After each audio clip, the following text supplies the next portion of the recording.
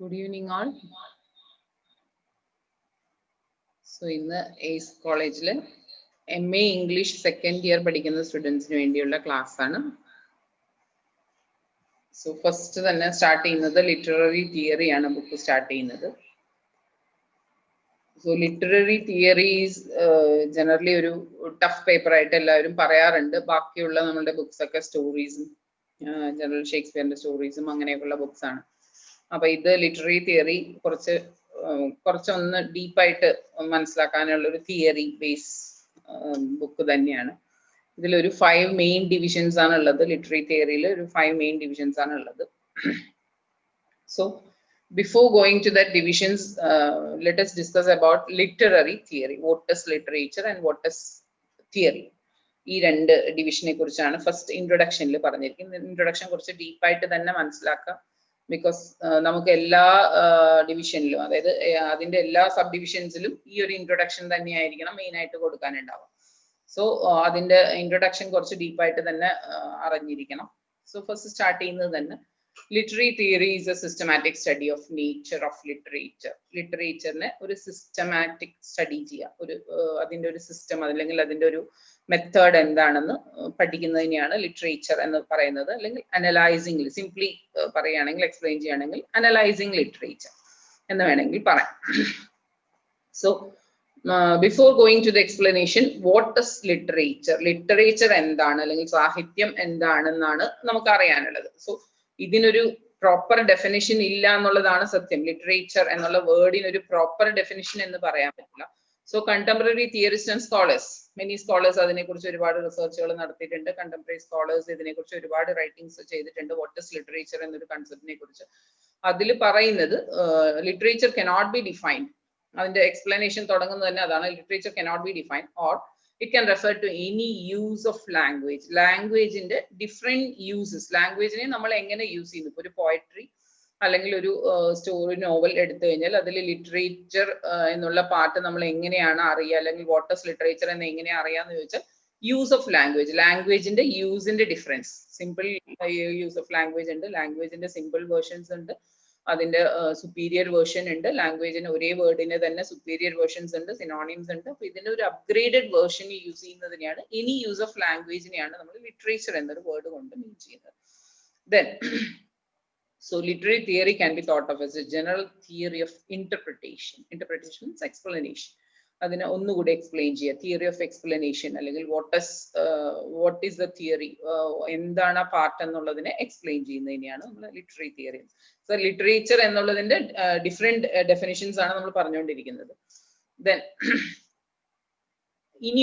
ഇനിയൊരു ഡെഫിനിഷൻ പറയുന്നത് any principles derived from the internal analysis of literature text അല്ലെങ്കിൽ literary text. Internal analysis, literary textന് അകത്തുള്ള ടോപ്പിക്സിനെ, മാറ്ററിനെ discuss ചെയ്യുക അല്ലെങ്കിൽ അനലൈസ് ചെയ്യുക. And the knowledge external from the text, ടെക്സ്റ്റിന് അകത്തുള്ള ഇന്റേണൽ മാറ്ററിനെ മാത്രമല്ല എക്സ്റ്റേണൽ ടെക്സ്റ്റിന് അപ്പുറത്തുള്ള പുറത്തുള്ള വിഷയങ്ങളിൽ ഇൻക്ലൂഡ് ചെയ്യുന്ന, can be applied in multiple interpretive സിറ്റുവേഷൻസിനനുസരിച്ച് ആ വിഷയങ്ങളെ, what are the analysation result, analyse ചെയ്ത് കിട്ടുന്ന വിഷയങ്ങളെ ആസ് പെർ ദ സിറ്റുവേഷൻസിന്, അക്കോർഡിംഗ് ടു ദ സിറ്റുവേഷൻ അതിൽ എങ്ങനെ ഇന്റർപ്രറ്റ് ചെയ്തിരിക്കുന്നു, അതിൽ എങ്ങനെ ഇൻക്ലൂഡ് ചെയ്തിരിക്കുന്നു എന്നതിനെ പഠിക്കുന്നതിനെയാണ് ലിറ്ററേച്ചർ എന്ന് പറയുന്നത്. സോ ഫസ്റ്റ് പാരഗ്രാഫിൽ ഫുള്ളായി പറയുന്നത് അത് തന്നെയാണ്. ലിറ്ററേച്ചറിന്റെ ഇൻട്രൊഡക്ഷൻ ആണ്. വാട്ട് ഇസ് ലിറ്ററേച്ചർ എന്ന ക്വസ്റ്റ്യന്റെ ആൻസർ ആയിരിക്കും അതിൽ മുഴുവനായിട്ടും പറയുന്നത്. സോ ഫസ്റ്റ് ഡെഫിനിഷൻ എന്ന് പറയുന്നത് there is no clear definition ഇല്ല. എനി യൂസ് ഓഫ് ലാംഗ്വേജിനെയാണ് നമ്മൾ ലിറ്ററേച്ചർ എന്ന് പറയുക. അല്ലെങ്കിൽ ഒരു any use of language apart from that ഒരു ഇന്റർപ്രിട്ടേഷൻ, തിയറി ഓഫ് ഇന്റർപ്രിട്ടേഷൻ, എക്സ്പ്ലനേഷനെയാണ് നമ്മൾ ലിറ്ററേച്ചർ എന്ന് പറയാന്ന് പറഞ്ഞു. അല്ലെങ്കിൽ ഇന്റേണൽ അനാലിസിസിനെയാണ് ലിറ്ററേച്ചർ എന്ന് പറയാന്ന് പറഞ്ഞു. ഒരു ബുക്കിനകത്തുള്ള ഒരു ലൈൻസിൽ പോയമോ നോവലോ എന്താണോ അതിനകത്തുള്ള ഇന്റേണൽ അനാലിസിസിനെയാണ് നമ്മൾ ലിറ്ററേച്ചർ എന്ന് പറയുന്നത്. അല്ലെങ്കിൽ എക്സ്റ്റേണൽ തോട്ട്, ഇതിനപ്പുറം നമ്മൾ കാണുന്ന ലൈൻസിനപ്പുറം എക്സ്റ്റേണൽ തോട്ട്സ് എന്താണോ നമുക്ക് തോന്നുന്നത് ഇനിയാണ് നമ്മൾ ലിറ്ററേച്ചർ എന്ന് പറയാന്ന് പറഞ്ഞു. അപ്പൊ ലിറ്ററേച്ചറിനെ കുറിച്ച് ഒരു ജനറൽ ഐഡിയ കിട്ടാൻ വേണ്ടിയിട്ട് പലരും there is no such clear definitions ഇല്ലാത്തത് കൊണ്ട് തന്നെ നമ്മളൊരു കുറെ ഡെഫിനേഷൻസിലൂടെ ലിറ്ററേച്ചറിനെ മനസ്സിലാക്കുക എന്നുള്ളത്. സോ ഇതിനു മുമ്പ് 19th സെഞ്ചുറിയിലൊന്നും ദർ ഇസ് നോ യൂണിവേഴ്സിറ്റി എഡ്യൂക്കേഷനോ അങ്ങനെ ഒരു സർട്ടിഫിക്കറ്റോ അല്ലെങ്കിൽ ഒരു ലിറ്ററേച്ചർ സ്റ്റഡീസ് എന്നൊരു കൺസെപ്റ്റോ ലിറ്ററേച്ചർ എന്നൊരു കൺസെപ്റ്റോ ഉണ്ടായിരുന്നില്ല എന്ന് തന്നെ പറയാം. സോ 20th സെഞ്ചുറിയിലാണ് ഇറ്റ് സ്റ്റാർട്ടഡ് ഇങ്ങനെ ഒരു കൺസെപ്റ്റ് ലിറ്റററിയെ കുറിച്ച് അല്ലെങ്കിൽ ലിറ്ററേച്ചറിനെ കുറിച്ചുള്ള ഒരു അനലൈസേഷൻ ഇന്റർപ്രിട്ടേഷൻ തുടങ്ങുന്നത് തന്നെ ഫ്രം ദ 20th സെഞ്ചുറി എന്ന് പറയുന്നുണ്ട്. And it was inevitable that literature should one day become a part of the academic curriculum. Curriculumത്തിന്റെ പാർട്ട് ആവുമ്പോൾ മാത്രമാണ് ലിറ്ററേച്ചർ കരിക്കുലത്തിന്റെ ഒരു പാർട്ട് ആവുമ്പോൾ മാത്രമാണ് കംപ്ലീറ്റ് ആവുന്നുള്ളൂ. അപ്പൊ ഇന്നവിറ്റബിൾ ആണ്, നമുക്ക് അവോയ്ഡ് ചെയ്യാൻ പറ്റാത്തതാണ്. ദെൻ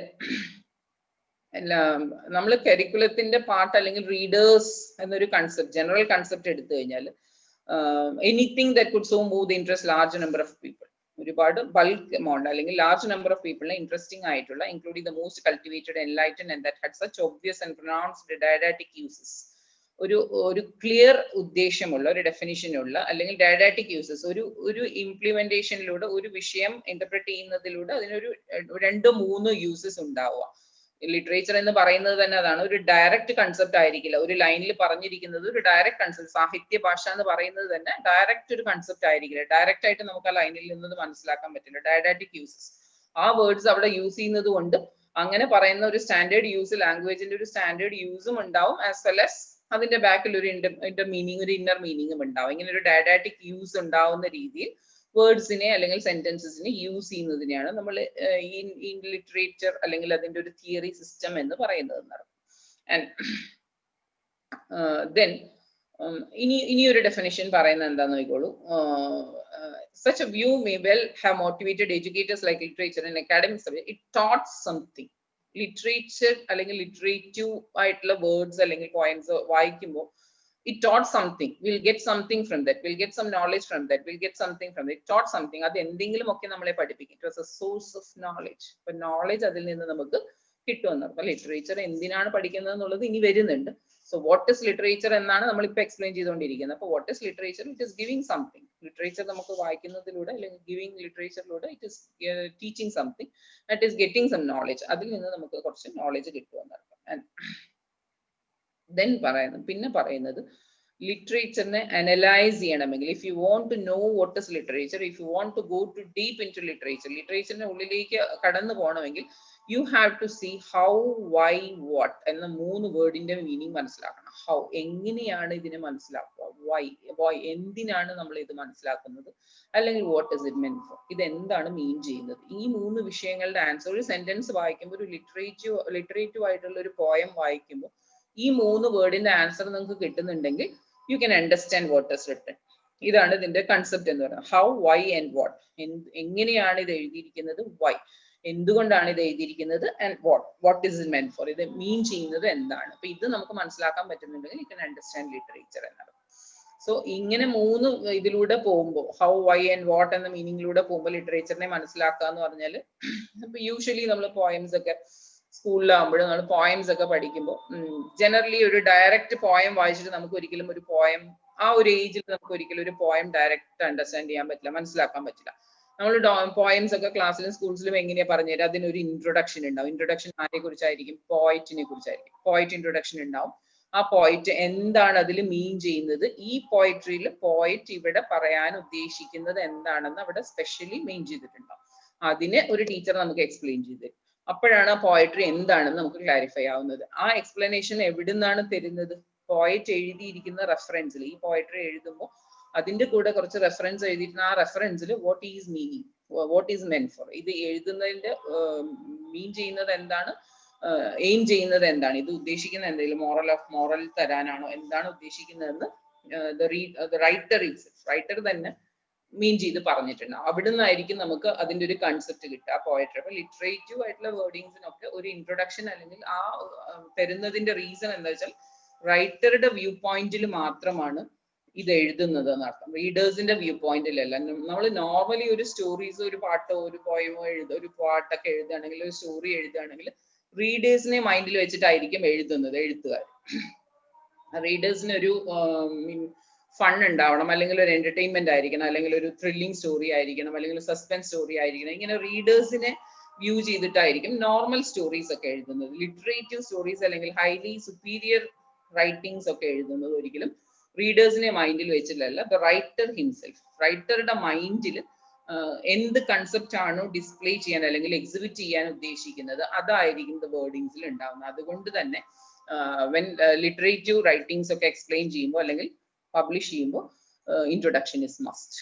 ഈ ഒരു റൈറ്ററുടെ ഇൻട്രൊഡക്ഷൻ എന്നുള്ളത് മസ്റ്റ് ആണ്. റൈറ്റർ എന്താണ് ഉദ്ദേശിച്ചത് എന്ന് എഴുതേണ്ടത് മസ്റ്റ് ആണെന്ന് അർത്ഥം.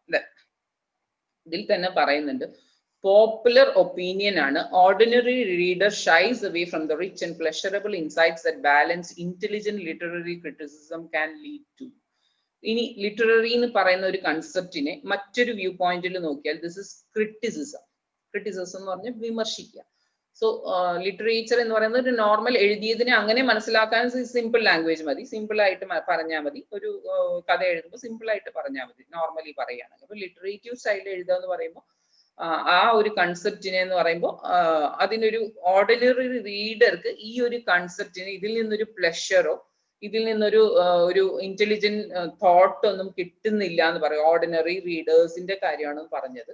അപ്പോ literary writings only literary writings is meant only for the people those who are involved in ലിറ്ററേച്ചറിൽ ഇൻവോൾവ് ആയിട്ടുള്ള അല്ലെങ്കിൽ ലിറ്ററേറ്റീവ് റൈറ്റിംഗ്സുമായിട്ട് പരിചയമുള്ള അല്ലെങ്കിൽ ലിറ്ററേച്ചർ കൺസെപ്റ്റുമായി തിയറീസുമായിട്ട് ടച്ച് ഉള്ള ആളുകൾക്ക് മാത്രമേ ഇതിൽ നിന്നൊരു പ്ലഷർ അല്ലെങ്കിൽ ഇൻസൈറ്റ് അല്ലെങ്കിൽ ഡീപ്പ് ഇൻവോൾവ്മെന്റ് കിട്ടുള്ളൂ, അല്ലെങ്കിൽ ഡീപ്പ് ആയിട്ടുള്ള ഒരു നോളേജിൽ. നേരത്തെ പറഞ്ഞു ഇതിൽ നിന്ന് something they are teaching us, അല്ലെങ്കിൽ something will get some knowledge will get from this എന്ന് പറഞ്ഞു.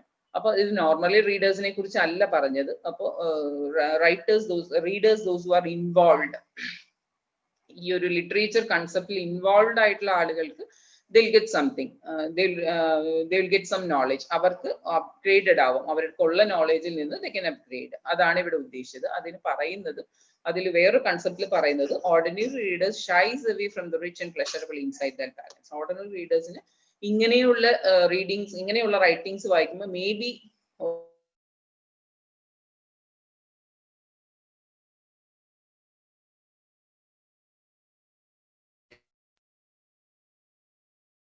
വിമർശനം എന്തെങ്കിലും ഒരു ക്രിറ്റിസിസം കിട്ടാന്ന് പറയുന്നത് നമ്മളൊരു നോർമൽ പ്ലഷർ തോട്ടിലായിരിക്കില്ല എടുക്കുന്നത്, അല്ലെങ്കിൽ ഒരു നോർമൽ വ്യൂ പോയിന്റിലായിരിക്കില്ല എടുക്കുന്നത് normal readers.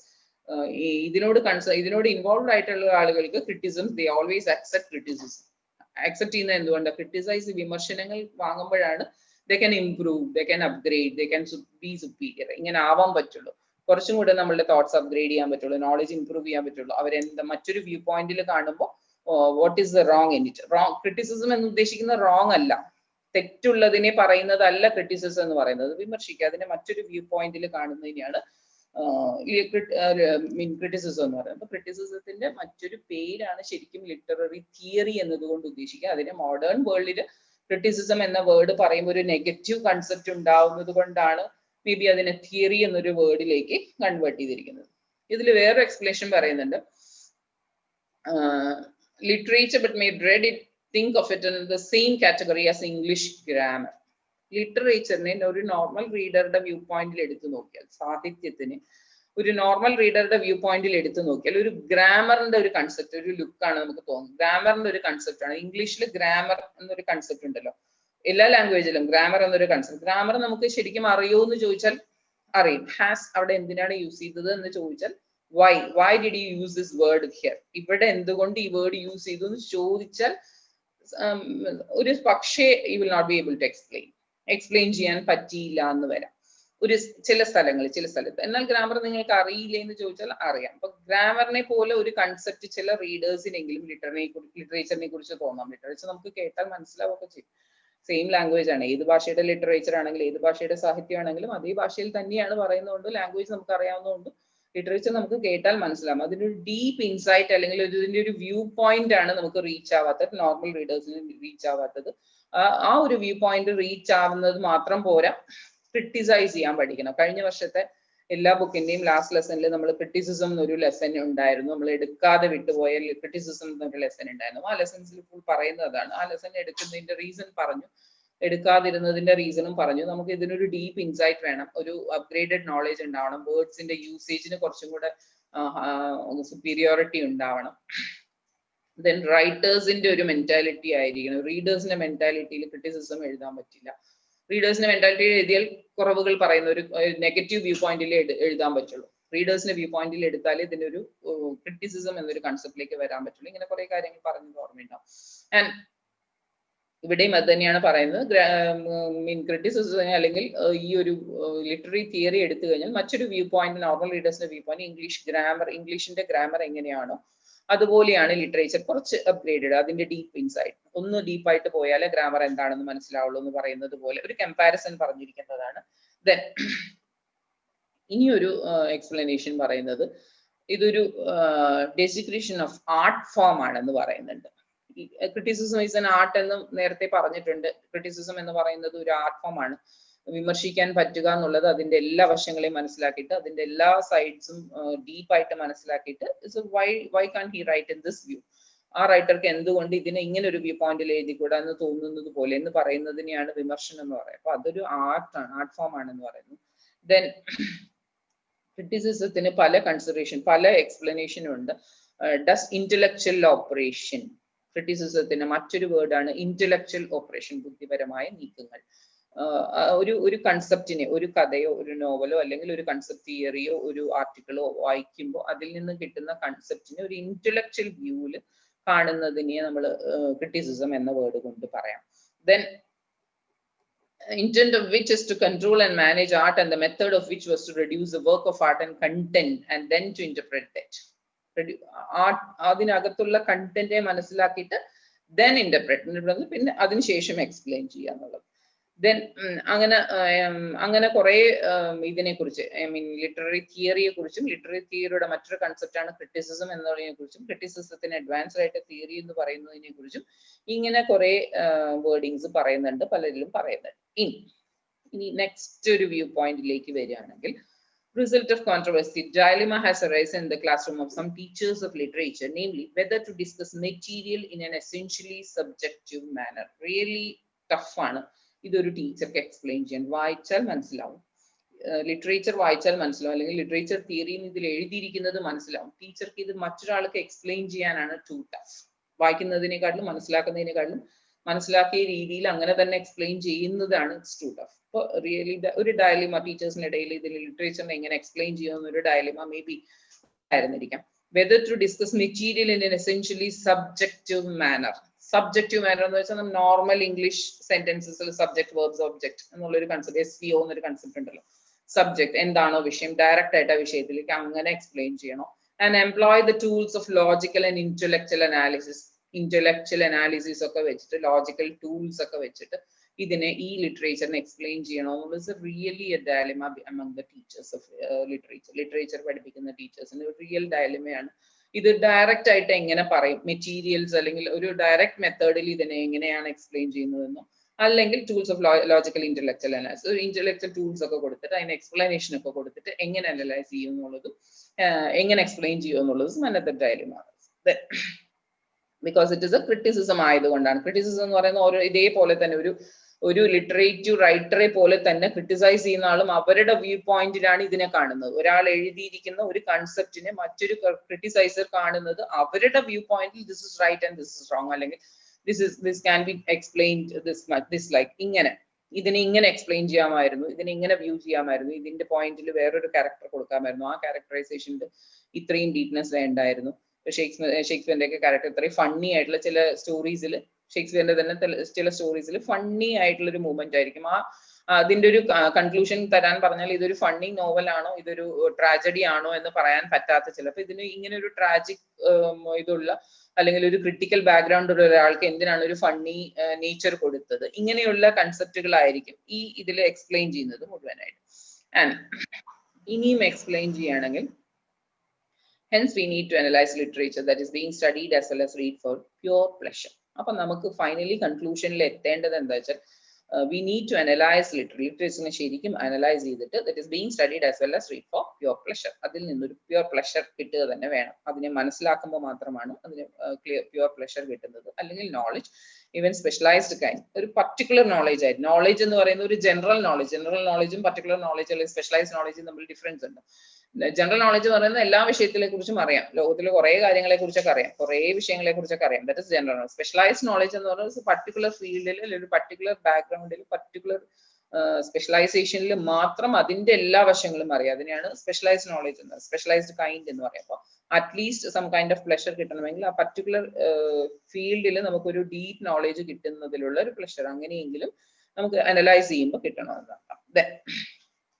Intelligent application of several interpretive techniques can enhance the pleasure that the common reader can derive from a piece of literature. അപ്പോൾ പറഞ്ഞു വന്നത് ഇങ്ങനെയൊക്കെ ഡീപ്നെസ് ഉണ്ടെങ്കിലും ഇതിനെ ക്രിട്ടിസൈസേഴ്സ് മാത്രമേ മനസ്സിലാക്കാൻ പറ്റുള്ളൂ, അല്ലെങ്കിൽ ഇങ്ങനെയുള്ള കൺസെപ്റ്റ് ഇങ്ങനെയുള്ള തോട്ട്സ് ഉള്ള റീഡേഴ്സിന് റൈറ്റേഴ്സിന് മാത്രമേ ഇത് മനസ്സിലാക്കുള്ളൂ, റൈറ്റേഴ്സിന്റെ ലെവലിലുള്ള ആളുകൾക്ക് മാത്രമേ ലിറ്ററേച്ചർ മനസ്സിലാക്കുള്ളൂ എന്നൊക്കെ ഇതിനൊരു വശം ഉണ്ടെങ്കിലും, ഒരു സൈഡ് ഉണ്ടെങ്കിലും, the normal readers can also get some pleasure from reading a piece of literature. Literature വായിക്കുന്നത് കൊണ്ട് ഒരു നോർമൽ റീഡർക്ക് പ്ലഷർ കിട്ടില്ല എന്നാണ് ചോദ്യത്തിന് ആൻസർ എങ്കിൽ ഒബ്വിയസ്ലി കിട്ടും. അപ്പൊ അത് കിട്ടണമെങ്കിൽ എന്ത് ചെയ്യണം? ജനറലി റീഡ് ചെയ്താൽ പോരാ, ഒരു ജനറൽ നോളേജ് കിട്ടണമെന്നുള്ള ലെവലിൽ വായിച്ചാൽ പോരാ. You have to go deep in അതിലേക്ക്, അതിന്റെ ടെക്നിക്സ് ഒക്കെ മനസ്സിലാക്കിക്കൊണ്ട് അതിന് സ്പെഷ്യലൈസ്ഡ് കൈൻഡിലേക്ക് ഒരു പർട്ടിക്കുലർ ഫോം അല്ലെങ്കിൽ ഫീൽഡ് തന്നെ എടുത്തിട്ട്, പോയം ആണെങ്കിൽ പോയം എന്നുള്ള കാറ്റഗറി തന്നെ എടുത്തിട്ട് അതിൽ നാച്ചുറൽ പോയം എന്നുള്ള കാറ്റഗറി സ്പെഷ്യലൈസ് ചെയ്ത് അതിനുള്ളിലേക്ക് ഡീപ്പായിട്ട് പോകുമ്പോൾ മാത്രമാണ് ഒരു നോർമൽ റീഡർക്ക് യു ഗെറ്റ് സം പ്ലഷർ എന്ന് ഉദ്ദേശിക്കുന്നത്. ഇനി ഇത്രയും പറഞ്ഞത് ഒരു ലിറ്ററേച്ചറിന്റെ ഇൻട്രൊഡക്ഷൻ മാത്രമാണ്. വാട്ട് ഇസ് ലിറ്ററേച്ചർ, അതിന്റെ ഡെഫിനിഷൻസ് എന്തൊക്കെയാണ്, പല ഡെഫിനിഷൻസ് എന്തൊക്കെയാണ്, ആൻഡ് ലിറ്ററേച്ചറിനെ ക്രിറ്റിസിസവുമായിട്ട് കമ്പയർ ചെയ്യുക, അല്ലെങ്കിൽ literature is same equal to criticism. Criticism എന്ന വേർഡിന്റെ മറ്റൊരു മീനിങ് തന്നെയാണ് ലിറ്ററേച്ചർ, ലിറ്ററേറ്റീവ് തിയറി, ലിറ്ററേച്ചർ അല്ല തിയറി. ക്രിറ്റിസിസം എന്ന് പറയുന്നതിന് പകരം അതിനെ തിയറി, അത് ഇനി ഒരു സ്ഥലത്ത് കൂടെ വരുന്നുണ്ട്. ലിറ്ററേച്ചർ എന്ന് പറയുന്നതിന് പകരം തിയറി എന്നൊരു വേർഡിലൂടെ എക്സ്പ്ലെയിൻ ചെയ്യുന്നു. അപ്പൊ അതിനെ ഒരു ഇന്റലക്ച്വൽ ഓപ്പറേഷൻ ആയിട്ടോ അല്ലെങ്കിൽ ഒരു ആർട്ട് ഫോമിന്റെ ഡെഫിനിഷൻ ആയിട്ടോ ഇങ്ങനെ എന്തൊക്കെയായിട്ട് കാണുന്നു ലിറ്ററേച്ചറിനെ, നമുക്ക് എങ്ങനെയൊക്കെ എക്സ്പ്ലെയിൻ ചെയ്താലാണ് മനസ്സിലാവുക എന്നുള്ളത്. അപ്പൊ ടീച്ചേഴ്സിന്റെ ഒരു ഡയലിമ, എങ്ങനെ എക്സ്പ്ലെയിൻ ചെയ്യണോ എന്നുള്ള ഡയലിമ. എന്തുകൊണ്ടാണെന്ന് വെച്ചാൽ ലിറ്ററേച്ചറിനെ പല വ്യൂ പോയിന്റിൽ കാണുമ്പോൾ, പലരും പല വ്യൂ പോയിന്റിൽ കാണുമ്പോൾ അതിന് ഡിഫറെന്റ് ഡെഫിനിഷൻസ് വരുന്നത് കൊണ്ട് ഇതൊരു ക്ലിയർ ഡയലിമ തന്നെയാണ്. Direct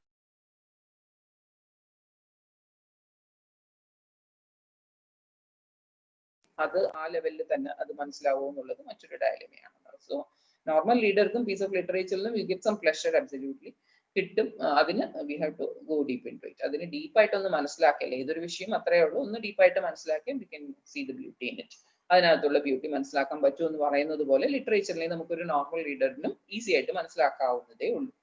so next point is literary theory and literature. ഇവിടെയാണ് തിയറിക്ക് ക്രിറ്റിസിസം എന്ന പേരിലേക്ക് വരുന്നത്.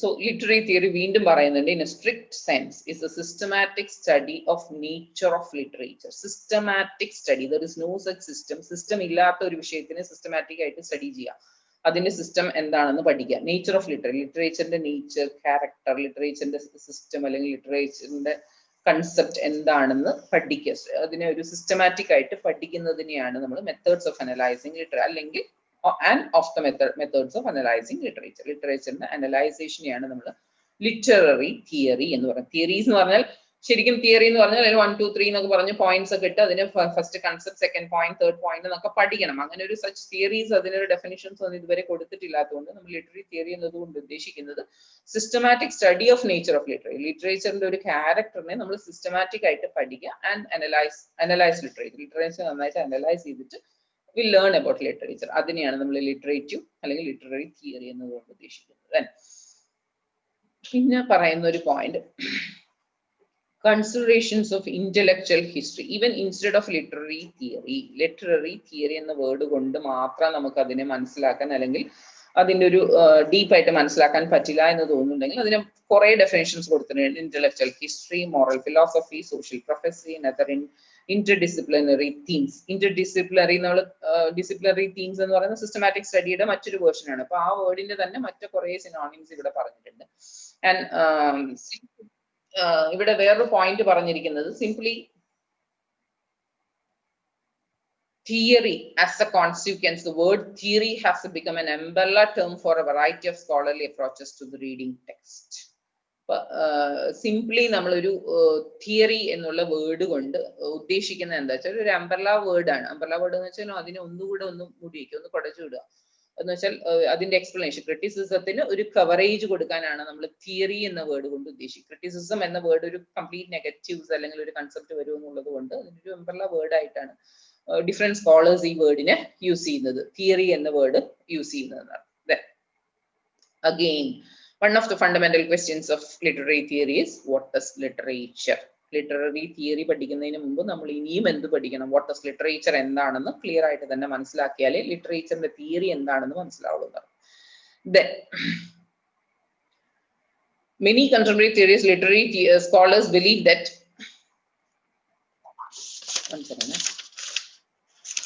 many scholars believe that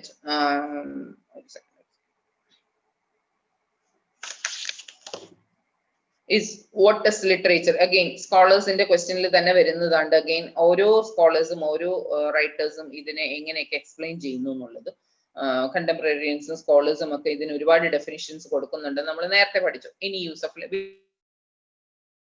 that can refer to any use of language. Idine definitions kodukkan pattilla. Any use of language neയാണ് നമ്മൾ literature എന്ന് പറയാൻ നേരത്തെ വീണ്ടും repetition ആണ്. Then specific theories are distinguished not only by their methods and conclusions. എന്നാലും ഇതിന് specific theories ഉണ്ട്. Text comprises little more than books belonging to the Western literary canon. കുറച്ച് Western literary canon. നമ്മൾ ഒരു ലാംഗ്വേജിൽ എഴുതുന്ന ഭാഷയെ ഒരു മറ്റൊരു ലാംഗ്വേജിന്റെ ഒരു എന്താ പറയാ അതിന്റെ ഒരു കൺസെപ്റ്റ് എടുത്തിട്ട്, കൺസെപ്റ്റ് അല്ല അതിന്റെ ഒരു സ്റ്റൈലിലേക്ക് എഴുതുക. അതിനെയും നമുക്ക് വേണമെങ്കിൽ എന്ത് പറയാം? ലിറ്ററേച്ചർ അല്ലെങ്കിൽ ലിറ്റററി റൈറ്റിംഗ് എന്ന് വേണമെങ്കിൽ പറയാം. ഇവിടെ literary theory have been applied to. അപ്പൊ ലിറ്റററി തിയറി എന്തിലൊക്കെയാണ് നമ്മൾ അപ്ലൈ ചെയ്യാറുള്ളത്? എന്തൊക്കെ എഴുതുമ്പോഴാണ് ലിറ്റററി തിയറി അപ്ലൈ ചെയ്യാറുള്ളത്? Fiction, non fiction, films, historical documents, law, advertising. ഇതിലൊക്കെ നമ്മൾ ലിറ്റററി തിയറി, അഡ്വർടൈസ്മെന്റിലൊക്കെ നമ്മൾ ലിറ്റററി തിയറി തന്നെയാണ് അപ്ലൈ ചെയ്യുന്നത്. സാഹിത്യ ഭാഷ അല്ലെങ്കിൽ ഒരു അഡ്വാൻസ് സുപ്പീരിയർ ലാംഗ്വേജ് യൂസ് ചെയ്യുമ്പോൾ ആളുകളിലേക്ക് എങ്ങനെ ഈ കൺസെപ്റ്റ് കറക്റ്റ് ആയിട്ട് എത്തിച്ചേരും? ഇത് തന്നെയാണ് നമ്മൾ ആഡിലും സിംപ്ലി നമ്മൾ യൂസ് ചെയ്യുന്നത്, ആഡിലേക്കൊക്കെ യൂസ് ചെയ്യുന്നത് ഇത് തന്നെയാണെന്ന് അർത്ഥം. Then for some scholars literature text comprises little more than book belonging to Western literary canon നേരത്തെ പറഞ്ഞു. And this measure literary theory can be thought as a general theory of interpretation. അപ്പോൾ literary theoryക്ക് മറ്റൊരു explanation ആണ് general theory of interpretation.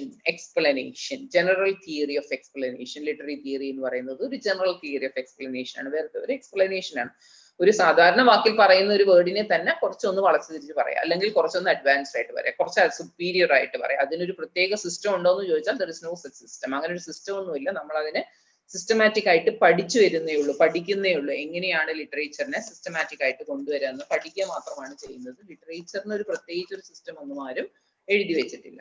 Again what is literary theory? നമുക്ക് ഇനിയും literature എന്താണെന്ന് മനസ്സിലാവാനുള്ള tough അല്ലെങ്കിൽ അതിന്റെ ഒരു ഡിഫിക്കൽട്ടി കൊണ്ടാണ് വീണ്ടും what is literature, what is literary theory, what is theory, ഇത് വേറെ എക്സ്പ്ലെയിൻ ചെയ്തിരിക്കുന്നത്. Then critical theory. ലിറ്റററി തിയറിക്ക് മറ്റൊരു പേരാണ്, ഞാൻ ആദ്യം പറഞ്ഞ മറ്റൊരു പേരാണ് ക്രിട്ടിക്കൽ തിയറി. Criticism എന്നൊരു മറ്റൊരു word. And theory now undergoing a transformation into cultural theory. ഇനി നമുക്ക് ഇനിയും മനസ്സിലാവാൻ വേണ്ടി മറ്റൊരു വേർഡ് ഉപയോഗിച്ചിട്ടുണ്ട്, കൾച്ചറൽ തിയറി. കൾച്ചറൽ തിയറി എന്ന് പറഞ്ഞാൽ, കൾച്ചർ എന്ന് പറഞ്ഞാൽ നമ്മളുടെ സിസ്റ്റം, നമ്മളുടെ സംസ്കാരം.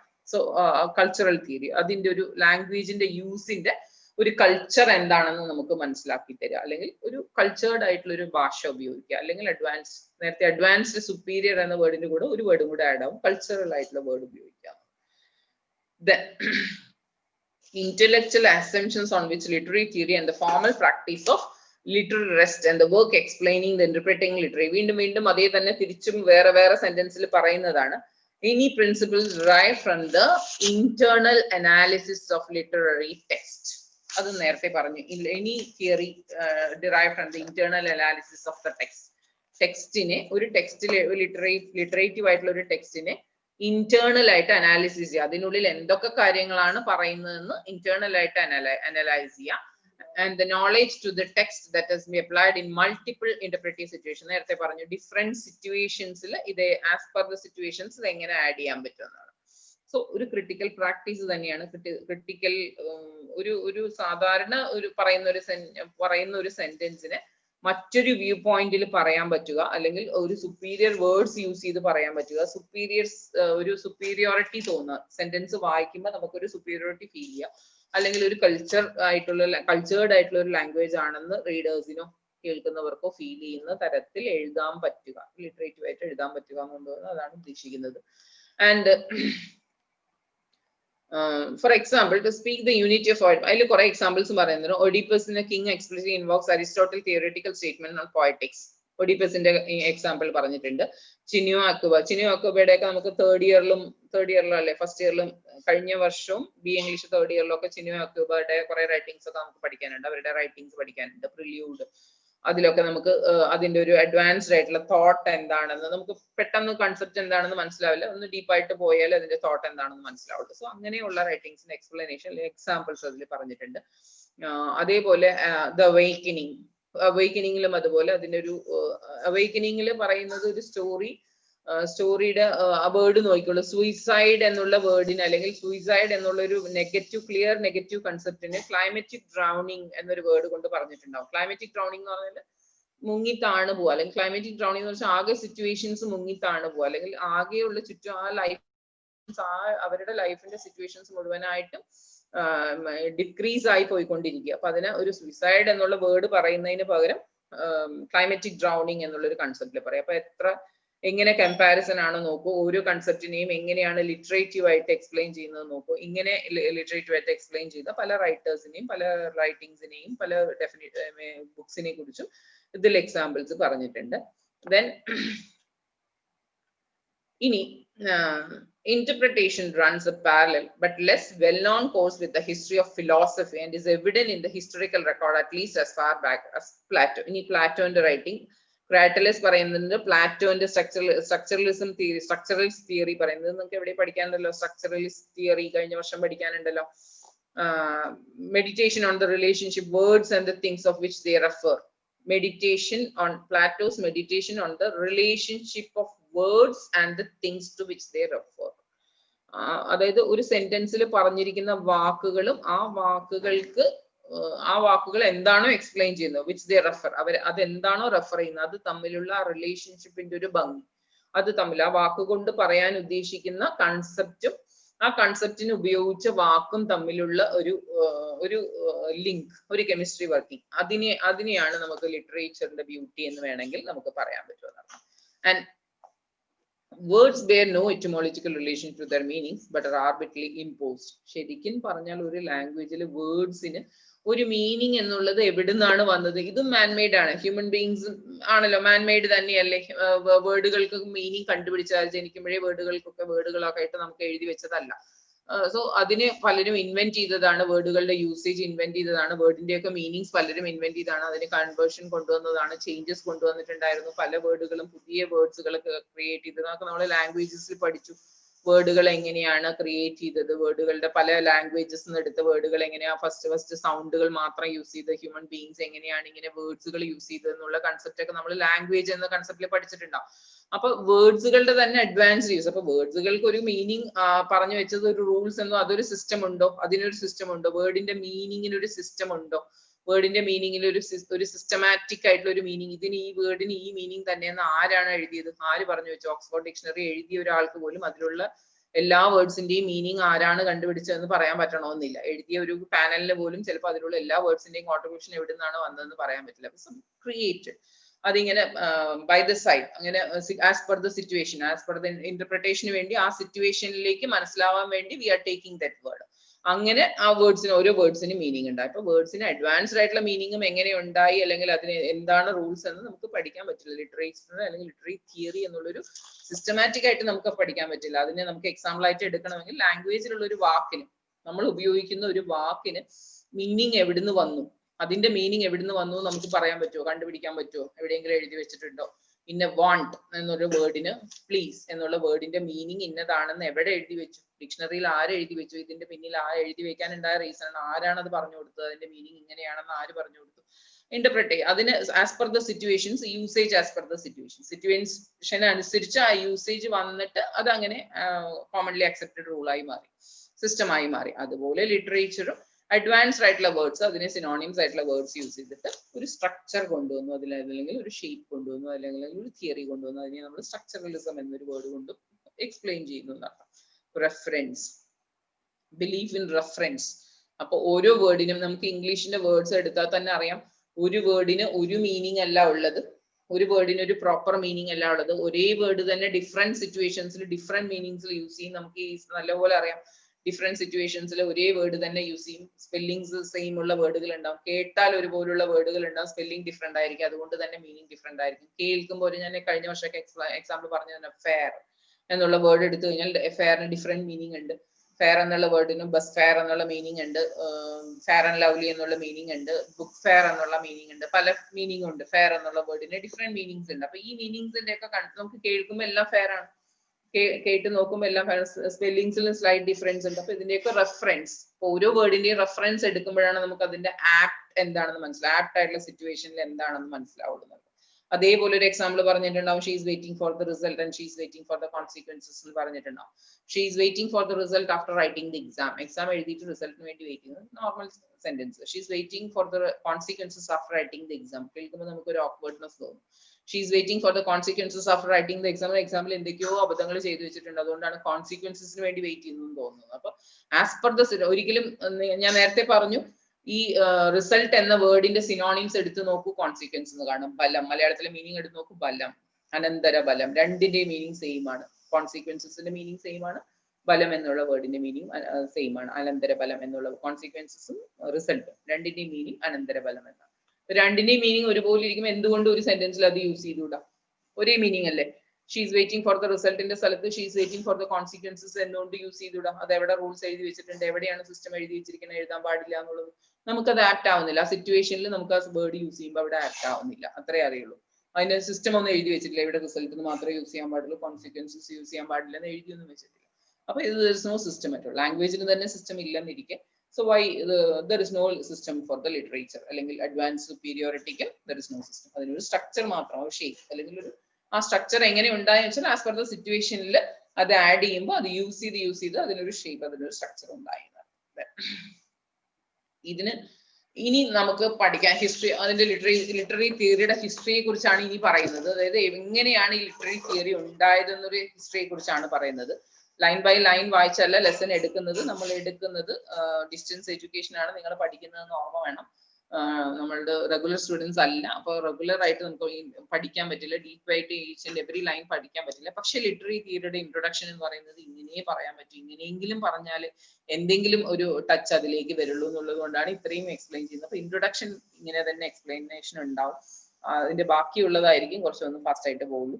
അപ്പൊ ഇൻട്രൊഡക്ഷൻ ഇത്രയും പറഞ്ഞാൽ എന്തെങ്കിലും ഒരു touch, what is literature, what is ലിറ്ററേച്ചറിന്റെ മീനിങ് എന്താണ്, what is the literature theory, അല്ലെങ്കിൽ ലിറ്റററി തിയറി എന്താണ്, തിയറിയും ക്രിറ്റിസിസം തമ്മിലുള്ള കണക്ഷൻ അല്ലെങ്കിൽ സിമിലാരിറ്റി എന്താണ്, and then what is the history of literature, അല്ലെങ്കിൽ ലിറ്റററി തിയറിയുടെ ഹിസ്റ്ററി, എവിടെ നിന്നാണ് ഈ ലിറ്റററി ഹിസ്റ്ററി ഉണ്ടായത്, അല്ലെങ്കിൽ എവിടെ നിന്നാണ് ഈ ലിറ്റററി തിയറി ഉണ്ടായതെന്ന് ഒരു കൺസെപ്റ്റിലേക്കാണ് വരിക. ഇതിൽ ലാസ്റ്റ് ഒരു പോയിന്റും കൂടി പറയും. There are many schools or types of literary theory which take different approaches to understanding text. പല ഗ്രൂപ്പിലും ടെക്സ്റ്റിനെ മനസ്സിലാക്കാൻ different methods they use to follow ആണല്ലോ. ഒരു ടെക്സ്റ്റിനെ എക്സ്പ്ലെയിൻ ചെയ്യാൻ എന്തൊക്കെ ഡിഫറെന്റ് മെത്തേഡ്സ് ആണ് നമ്മൾ ഫോളോ ചെയ്യുക? എഴുതി പഠിക്കും, വായിച്ചു പഠിക്കും. ഇപ്പൊ സ്കൂളിൽ ഫോളോ ചെയ്യുകയാണെങ്കിൽ അതിനെ എക്സ്പ്ലെയിൻ ചെയ്യും, ലൈൻ ബൈ ലൈൻ മലയാളം പറയും, ലൈൻ ബൈ ലൈൻ ഇംഗ്ലീഷിൽ പറയും, ആക്ട് ചെയ്യും. ചെറിയ കുട്ടികൾക്കാണെങ്കിൽ നമ്മൾ ആക്ട് ചെയ്ത് പറഞ്ഞു കൊടുക്കും, വലിയ ആളുകൾക്കാണെങ്കിൽ അതിന് എക്സാമ്പിൾ പറഞ്ഞു കൊടുക്കും. തിയറി എക്സ്പ്ലെയിൻ ചെയ്യാൻ, ടെക്സ്റ്റിനെ എക്സ്പ്ലെയിൻ ചെയ്യാൻ we are taking different methods അല്ലെ. ഡിഫറെന്റ് മെത്തേഡ്സ് എടുത്തിട്ടല്ലേ നമ്മളൊരു തിയറിയെ മനസ്സിലാക്കുന്നത്. അപ്പൊ അതുപോലെ നമ്മൾ ഡിഫറെന്റ് മെത്തേഡിലൂടെ ലിറ്ററേച്ചറിനെ മനസ്സിലാക്കുന്നത്. ഇതിനൊരു ബെസ്റ്റ് എക്സാമ്പിൾ, നമ്മൾ ലിറ്ററേച്ചറിൽ ഒരു 5 ഡിവിഷൻസ് ആണ് നമുക്ക് മെയിൻ ആയിട്ടുള്ളത്. moral approach, first one is the moral approach, and the second one is the psychological approach, and the third one is the socialistic approach, fourth one is the formalistic approach, and the last one is the archetypal approach ആണ്. ഇങ്ങനെ അതിൽ first 4 എന്ന് പറയുന്നത് clear divisions ആണ്, first 4 division. അപ്പൊ ഈ divisions ഈ literature തന്നെ, ഈ ബുക്ക് ഫുൾ അതാണ് പഠിക്കാനുള്ളത്. ലിറ്ററേച്ചർ തന്നെ എന്താണ്, ലിറ്റററി തിയറി എന്താണ്, ബുക്ക് ഫുൾ ഇങ്ങനെ ഒരേ വിഷയം തന്നെ പഠിച്ചുകൊണ്ടിരിക്കുമോ എന്ന് ചോദിച്ചാൽ ഇതിനെ 5 മെത്തേഡ്സിലൂടെയാണ് പഠിക്കുക. അതിന് ഒരു ക്ലിയർ എക്സാമ്പിൾ പറയുകയാണെങ്കിൽ, just take Bangalore city as literature. Bangalore സിറ്റിയെ ലിറ്ററേച്ചർ ആണെന്ന് വിചാരിക്കുക. We are planning a trip to Bangalore. ബാംഗ്ലൂരിലേക്ക് നമ്മളൊരു ട്രിപ്പ് പ്ലാൻ ചെയ്യുന്നു. ബാംഗ്ലൂർ സിറ്റിയാണ് ലിറ്ററേച്ചർ. ലിറ്ററേച്ചറിനെ മനസ്സിലാക്കാൻ we are planning a trip. അതിൽ നമ്മൾ we are going by our own car, നമ്മുടെ സ്വന്തം കാറിൽ നമ്മൾ യാത്ര ചെയ്യുന്നു. We are going by public ബസ്സിൽ യാത്ര ചെയ്യുന്നു. Next time we are going by train, next time we are going by flight. ഇങ്ങനെ ഡിഫറെന്റ് മെത്തേഡ്സിൽ നമ്മൾ ബാംഗ്ലൂർ സിറ്റി വിസിറ്റ് ചെയ്യുന്നു എന്ന് വിചാരിക്കാം. ഫസ്റ്റ് ടൈം ഉള്ള എക്സ്പീരിയൻസ് അല്ല സെക്കൻഡ് ടൈം. ഓൺ കാറിൽ പോകുന്ന എക്സ്പീരിയൻസ് അല്ല പബ്ലിക് ബസ്സിൽ പോകുമ്പോൾ, പബ്ലിക് ബസ്സിൽ പോകുന്ന എക്സ്പീരിയൻസ് അല്ല ട്രെയിനിൽ പോകുമ്പോൾ. We have to reserve tickets 2 months before ticket reserve ചെയ്യണം. അതിന് പർട്ടിക്കുലർ സീറ്റ്സ് ഉണ്ട്. ആ സീറ്റ്സിൽ ഇരുന്നു കൊണ്ട് തന്നെ പോകണം, അതിൽ തന്നെ ഇരിക്കും. ബസ്സിൽ പോകുമ്പോൾ നമുക്ക് there is no such rules ഒന്നും ഇല്ല. ബസ്സിന്റെ ടൈമിന് നമ്മൾ എത്തുന്നു, കയറുന്നു. ഓൺ കാറിലാകുമ്പോൾ there is no rules at all. റൂൾസേ ഇല്ല. നമ്മുടെ സ്വന്തം വെഹിക്കിൾ ആകുമ്പോൾ ടൈം ഇല്ല. നമുക്ക് എപ്പോൾ വേണമെങ്കിലും പുറപ്പെടാം, ഏത് സമയത്ത് വേണമെങ്കിലും ഇറങ്ങാം, എവിടെ വേണമെങ്കിലും നിർത്താം, എവിടെ വേണമെങ്കിലും ഭക്ഷണം കഴിക്കാം, എന്ത് വേണമെങ്കിലും വാങ്ങിക്കാം, എങ്ങനെ വേണമെങ്കിലും പോകാം. പബ്ലിക് ബസ്സിൽ അവര് നിർത്തുമ്പോഴേ നമുക്ക് ഇറങ്ങാൻ പറ്റുള്ളൂ, അവരെ നിർത്തുന്ന സമയത്തേ നമുക്കത് വാങ്ങിക്കാൻ പറ്റുള്ളൂ എന്നുള്ള കണ്ടീഷൻ. ട്രെയിനിലാണെങ്കിൽ വി ക്യാൻ പ്ലാൻ ബിഫോർ. നമുക്ക് തന്നെ പ്ലാൻ ചെയ്യാം, എവിടെയൊക്കെ നിർത്തും എന്നുള്ളത് നമുക്ക് തന്നെ ഓൾറെഡി പ്ലാൻ ഉണ്ട്, നമുക്ക് തന്നെ അറിയാം എവിടെയൊക്കെ. നമ്മൾ ഓൾറെഡി റിസർവ് ചെയ്യണം, ഇത്രയും ദിവസം മുമ്പ് നമ്മൾ പ്ലാൻ ചെയ്യണം. ആൻഡ് ഫൈനൽ വൺ ഫ്ലൈറ്റിലാകുമ്പോൾ നമ്മൾ ഫോർമൽ ആയിരിക്കും. എല്ലാ ഫോർമാലിറ്റീസും കീപ്പ് ചെയ്തുകൊണ്ട് അവരുടേതായുള്ള എല്ലാ റൂൾസും ഫോളോ ചെയ്തുകൊണ്ട് നമുക്ക് അവിടെ ഒരു ഫ്രീഡോ ഇല്ല. നമ്മൾ അവർ കയറുന്നു, അവിടെ കൊണ്ട് വിടുന്നു, അതുവരെ നമുക്ക് ഒരു ഫ്രീഡോ ഇല്ല. അതിനകത്ത് തന്നെ നമ്മൾ ഇരിക്കുന്നു. അതിന് നമുക്ക് ഒന്നും കാണാനില്ല, വഴിയിൽ ഇറങ്ങാനൊന്നുമില്ല, ഒന്നുമില്ല. നമുക്ക് ഡിഫറെന്റ് മെത്തേഡിൽ നമ്മൾ എല്ലാ സെയിം 4 ഇതിലും പോകുന്നത് സെയിം ബാംഗ്ലൂർ സിറ്റിയിലേക്കല്ലേ കാണാൻ പോകുന്നത്, സെയിം സിറ്റി തന്നെയല്ലേ, സെയിം സിറ്റിയിലുള്ള വ്യൂസ് തന്നെയല്ലേ കാണാൻ പോകുന്നത്. പക്ഷെ നമ്മൾ എടുത്ത മെത്തേഡ്സ് എന്തായിരുന്നു? ഡിഫറെന്റ് ആയിരുന്നു, ഡിഫറെന്റ് എക്സ്പീരിയൻസ് ആയിരുന്നു. ആണല്ലോ, കാറിൽ പോയ ഒരാൾക്കും ഫ്ലൈറ്റിൽ പോയ ഒരാൾക്കും experiences difference. City is the same, Bangalore city same ആണ്, കിട്ടിയ ഡിഫറെന്റ് എക്സ്പീരിയൻസസ് ടോട്ടലി ഡിഫറെന്റ് ആണോ? ടോട്ടലി ഡിഫറെന്റ് അല്ലേ? കിട്ടിയ എക്സ്പീരിയൻസ് ടോട്ടലി ഡിഫറെന്റ് അല്ലേ? ഫസ്റ്റ് ടൈം പോയ എക്സ്പീരിയൻസും സെക്കൻഡ് ടൈം പോകുമ്പോൾ എക്സ്പീരിയൻസ് നമ്മൾ ഇനിയും കുറേ കൂടെ പ്രിപ്പയർഡ് ആവും. ഓൺ കാറിൽ പോകുന്ന എക്സ്പീരിയൻസ് അല്ല, പബ്ലിക്കിൽ പോകുമ്പോൾ നമ്മൾ കുറേ കൂടെ ഫുഡ് വാങ്ങിച്ച് കരുതണം, കുട്ടികളൊക്കെ ഉണ്ടെങ്കിൽ അവർക്ക് വേണ്ട ഭക്ഷണം. അപ്പൊ ഇങ്ങനെ നമ്മൾ പ്രിപ്പയർഡ് ആണ്. So different view point. ഇങ്ങനെ നിങ്ങൾ ഈ അപ്രോച്ചിനെ എടുത്തു നോക്കും.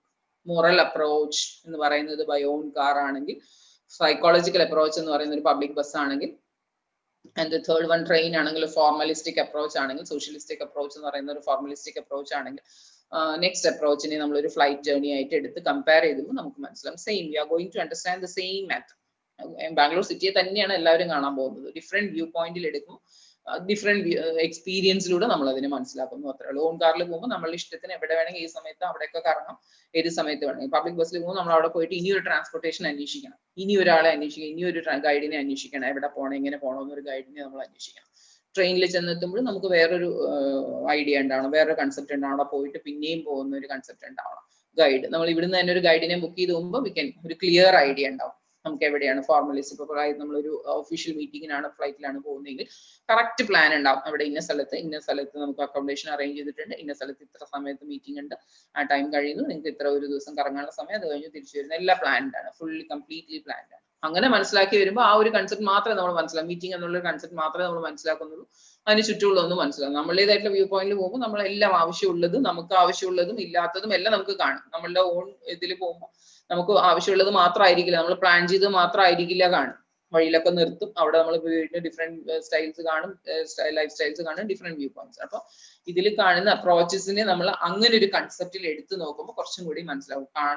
മനസ്സിലാക്കാൻ പോകുന്നത് ഒരേ വിഷയം തന്നെ, ഒരേ ബാംഗ്ലൂർ സിറ്റിയെ തന്നെ നമ്മൾ എത്ര എക്സ്പ്ലെയിൻ ചെയ്യും, അതിന് പകരം നമ്മൾ ഡിഫറെന്റ് വ്യൂവിൽ എടുത്തു കഴിഞ്ഞാൽ ഇതിനെ എങ്ങനെ മനസ്സിലാക്കുമെന്നാണ് ഈ ലെസണിലുള്ള ഇത്രയും ക്ലാസിഫിക്കേഷനെ നമ്മൾ ഇങ്ങനെയാണ് മനസ്സിലാക്കേണ്ടത് എന്നാണ്. ദെൻ ഇനി ഒരു പോയിന്റ് അതിൽ പറയുന്നത്, അതിലൊരു കൺക്ലൂഷനിൽ പറയുന്നത്, literary theory is the body of ideas and methods we use in the practical reading of literature. ലിറ്ററേച്ചറിന്റെ പ്രാക്ടിക്കൽ റീഡിങ്ങിൽ നമ്മൾ എടുക്കുന്ന initiative, different initiative methods we use. What are the different methods we use reading a literature. ലിറ്ററേച്ചറിന് read ചെയ്യാൻ നമ്മൾ എന്തൊക്കെ methods ആണ്? ചിലർ ഡിക്ഷണറി ഒക്കെ എടുത്ത് വെക്കും, ചിലവർ അതിന്റെ ഡെഫിനിഷൻസ് തിങ്ക് ചെയ്യും, ചിന്തിച്ച് മനസ്സിലാക്കും.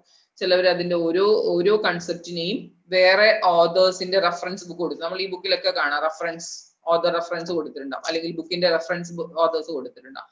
മറ്റ് ഓതേഴ്സിന്റെ ഇതേ കൺസെപ്റ്റിലുള്ള റൈറ്റിംഗ്സ് എന്താണ്? ഒരു ഓതറിന്റെ തന്നെ നമ്മൾ കഴിഞ്ഞ വർഷമൊക്കെ പഠിച്ചു, ഡെത്ത് എന്ന കൺസെപ്റ്റിനെ കുറിച്ച് ഡിഫറെന്റ് ഓതേഴ്സിന്റെ വ്യൂ പോയിന്റ് എന്താണ് നമ്മൾ കഴിഞ്ഞ വർഷം പഠിച്ചത് ഓർമ്മയുണ്ടാവും. ഒരു ഡെത്ത് കൺസെപ്റ്റ് ഒന്നാണ്. ഡെത്ത് എന്നൊരു കൺസെപ്റ്റിനെ തന്നെ ഒരു പോയിന്റ് ഇങ്ങനെ എഴുതിയിട്ടുണ്ട്, മറ്റൊരു പോയിന്റ് ഫണ്ണി ആയിട്ട് എഴുതിയിട്ടുണ്ട്, മറ്റൊരു പോയിന്റ് അതിന്റെ ഒരു ചെറിയ കുട്ടി നോക്കി കാണുന്ന വ്യൂവിനെ കുറിച്ചായിരിക്കും എഴുതിയിട്ടുണ്ട്. ഡെത്ത് എന്ന കൺസെപ്റ്റിനെ തന്നെ പലരും എങ്ങനെ കാണുന്നു എന്നുള്ള കണ്ടു. ഒരേ കൺസെപ്റ്റ് ഒന്നായിരിക്കും, ഡിഫറെന്റ് വ്യൂ പോയിന്റ്സ് ആയിരിക്കും. അപ്പൊ different methods we use practical reading.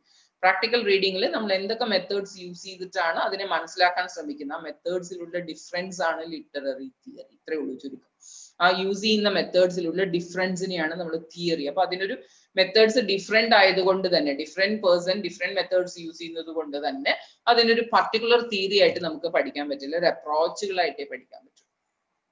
ഒരാൾ എടുക്കുന്ന അപ്രോച്ച് മോറലിസ്റ്റിക് അപ്രോച്ചിൽ എടുക്കുമ്പോൾ what is literary theory, psychological അപ്രോച്ചിൽ എടുക്കുമ്പോൾ വാട്ട് ഈസ് ലിറ്റററി തിയറി, ഇങ്ങനെ നമുക്ക് എടുക്കാൻ പറ്റുള്ളൂ. ഒരു സിസ്റ്റം ആയിട്ട് നമ്മൾ 1 2 3 എഴുതിയ പോയിന്റ്സ് ഒക്കെ ഇട്ടിട്ട് ലിറ്ററേച്ചറിനെ മനസ്സിലാക്കാൻ പറ്റില്ല എന്നർത്ഥം.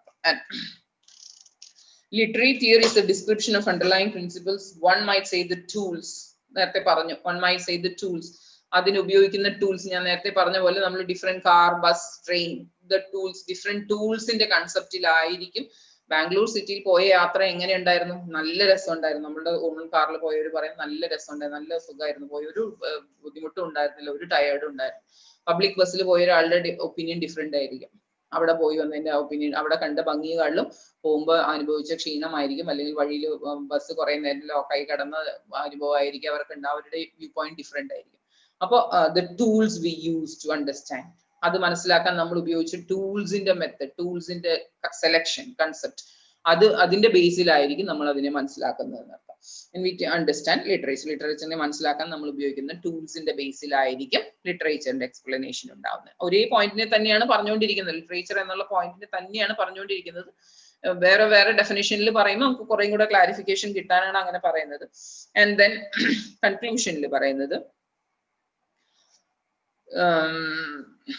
investigating the importance of formal elements of literature. Lastly, literary theory in recent years has sought to explain the degree to which the text is more the product of culture than an individual author. Recent years has sought to explain the degree of recent ഇയേഴ്സിൽ, ഇപ്പൊ നേരത്തെ പറഞ്ഞു ഒരുപാട് പഴക്കമുള്ളതല്ല literature, അല്ലെങ്കിൽ ലിറ്ററേറ്റീവ് theory എന്ന് ഒരുപാട് പഴക്കമുള്ളതല്ലെന്ന് പറയുന്നുണ്ടെങ്കിലും Greece literature ഒക്കെയാണ് ഫസ്റ്റ് സ്റ്റാർട്ട് ചെയ്ത്. ഏറ്റവും പഴക്കമുള്ള സാഹിത്യം തുടങ്ങിയത് ഗ്രീക്കിലാണെന്നൊക്കെ പറയുന്നുണ്ട്. നമ്മളുടെ ഏൻഷ്യൻ ഇന്ത്യയിൽ നമുക്ക് ഇവിടെ എവിടെയോ പറയുന്നുണ്ട്, ലെസണിൽ തന്നെ എവിടെയോ പറയുന്നുണ്ട്, ഏൻഷ്യൻ ഇന്ത്യയിൽ നമ്മളെ ഭരതമുനിയുടെ നാട്യശാസ്ത്രത്തിലാണ്, നമ്മൾ കമലദളം സിനിമയിൽ പറയുന്നുണ്ട്, മോഹൻലാലിന്റെ ഡയലോഗിൽ ഭരതമുനിയുടെ നാട്യശാസ്ത്രത്തിൽ പറയുന്ന ഏറ്റവും പഴക്കമുള്ള ശാസ്ത്രം അല്ലെങ്കിൽ ഏറ്റവും പഴക്കമുള്ള സാഹിത്യ രചന, അങ്ങനെ അതിനെ കുറിച്ച് പറയുന്നുണ്ട്. അപ്പൊ ഏറ്റവും പഴക്കമുള്ളത്, ഒരുപാട് പഴക്കമൊന്നും ഇല്ലാന്ന് പറയുന്നുണ്ടെങ്കിൽ ഏൻഷ്യൻ ഇന്ത്യയിൽ തന്നെ ഒരുപാട് പഴയ ഇതിലും ലിറ്ററേച്ചറിനെ കുറിച്ച് എക്സ്പ്ലെയിൻ ചെയ്ത് തുടങ്ങിയിട്ടുണ്ട്. പക്ഷെ ലിറ്ററേച്ചർ എന്നൊരു സ്റ്റഡി എന്നൊരു കൺസെപ്റ്റ്, അല്ലെങ്കിൽ അതിനെ ഒരു തിയറി എന്നൊരു കൺസെപ്റ്റ് എടുക്കുന്നത് നിയർലി 20th century 19th centuryയിലായിരിക്കും. അതുകൊണ്ട് തന്നെ more product of a culture than an individual author, and in turn how these texts help to create the culture. അപ്പൊ ഇവിടെ പറഞ്ഞു വന്നത് ഒരു ഇൻഡിവിജ്വൽ ഓഥറിന്റെ മൈൻഡിൽ തോന്നുന്ന വിഷയങ്ങൾ, അല്ലെങ്കിൽ അവരുടെ വ്യൂ പോയിന്റിൽ തോന്നുന്ന വിഷയങ്ങളാണ് ഒരു സാധാരണ കൺസെപ്റ്റിനെ തന്നെ സുപ്പീരിയർ ആയിട്ട് എഴുതുന്നത്. ഒരു നോർമൽ റൈറ്റർ, ഒരു നോർമൽ ഹ്യൂമൻ ബീയിങ്ങിന്റെ മൈൻഡിൽ ഒരു സാധാരണ കൺസെപ്റ്റിനെ അഡ്വാൻസ്ഡ് ആയിട്ട് ചിന്തിക്കാൻ പറ്റുന്നു, അഡ്വാൻസ്ഡ് ആയിട്ട് പ്രസന്റ് ചെയ്യാൻ പറ്റുന്നു. ഇതാണ് ലിറ്ററേച്ചറിൽ അവതരിപ്പിക്കുന്നത്. സോ ഇങ്ങനെ പ്രസന്റ് ചെയ്യുന്നതിലൂടെ ആ പ്രസന്റേഷനെ മറ്റു ചില readers and writers they are writing it, അതിനെ ആ റൈറ്റിംഗിന്റെ കൺസെപ്റ്റിനെ റിയലി മനസ്സിലാക്കുന്നു, മറ്റു റൈറ്റേഴ്സോ റീഡേഴ്സോ മനസ്സിലാക്കുന്ന writers they are giving some other explanation to these writings. ഒരാൾ എഴുതിയ റൈറ്റിങ്ങിനെ മറ്റൊരു എക്സ്പ്ലനേഷൻ കൊടുക്കുന്നു, അതിനെയാണ് നമ്മൾ ക്രിറ്റിസിസം എന്ന് പറയാം, വിമർശനം എന്ന് പറയാം, ക്രിറ്റിസിസം എന്ന് പറയാം. ഇങ്ങനെ ഒരേ വിഷയത്തിന് ഒരു ചെറിയ സാധാരണ കൺസെപ്റ്റിനെ തന്നെ മനസ്സിലാക്കുക, പ്രസന്റ് ചെയ്യുക, അഡ്വാൻസ്ഡ് ആയിട്ട് പ്രസന്റ് ചെയ്യുക, സുപ്പീരിയർ ആയിട്ട് പ്രസന്റ് ചെയ്യുക, അതിനെ മറ്റൊരാൾ മനസ്സിലാക്കുക, അവരുടെ വ്യൂ പോയിന്റിൽ അതിനെ എക്സ്പ്ലെയിൻ ചെയ്യുക, ഡിബേറ്റ് ചെയ്യുക, അതിനെ വിമർശിക്കുക, ക്രിട്ടിസൈസ് ചെയ്യുക. ഇതിലൂടെ they will give some culture products, അല്ലെങ്കിൽ create the culture. ഒരു കൾച്ചർ തന്നെയാണ് സൃഷ്ടിക്കുന്നത്, ഒരു സംസ്കാരം തന്നെയാണ് സൃഷ്ടിക്കുന്നത് എന്നർത്ഥം. ഇങ്ങനെ ലിറ്ററേറ്റീവ് റൈറ്റിംഗിലൂടെ ഒരു ജനറൽ കൺസെപ്റ്റ് ഉണ്ടാവുക എന്ന് പറഞ്ഞാൽ ഉണ്ടാവുന്ന റിസൾട്ട് എന്താ, കൺസെപ്റ്റ് എന്താ, ഒരു കൾച്ചർ, ഒരു സംസ്കാരം തന്നെ ഉണ്ടാവുക എന്നർത്ഥം. അല്ലെ നോർമൽ റൈറ്റിംഗ്സും നോർമലി സംസാരിക്കുന്ന ഒരു ഭാഷയും ലിറ്ററേറ്റീവ് ലാംഗ്വേജും തമ്മിൽ കമ്പയർ ചെയ്താൽ നമുക്ക് ഈ കൾച്ചറിന്റെ മീനിങ് എന്താണെന്ന് മനസ്സിലാവും, സംസ്കാരത്തിന്റെ മീനിങ് എന്താണെന്ന് മനസ്സിലാവും. നോർമലി എഴുതുന്ന ഭാഷ എന്ന് പറഞ്ഞാൽ നമ്മൾ സംസാരിക്കുന്ന ഭാഷ, അല്ലെങ്കിൽ നമ്മൾ ഡേ ടു ഡേ ലൈഫിൽ ഉപയോഗിക്കുന്ന ഭാഷ എന്ന് പറയുന്നത്. അഡ്വാൻസ്ഡ് അല്ലെങ്കിൽ സുപ്പീരിയർ ലാംഗ്വേജ് എന്ന് യൂസ് ചെയ്യുന്നത്, superior language any use of language ആണ് ലിറ്റററി തിയറി എന്ന് പറഞ്ഞു.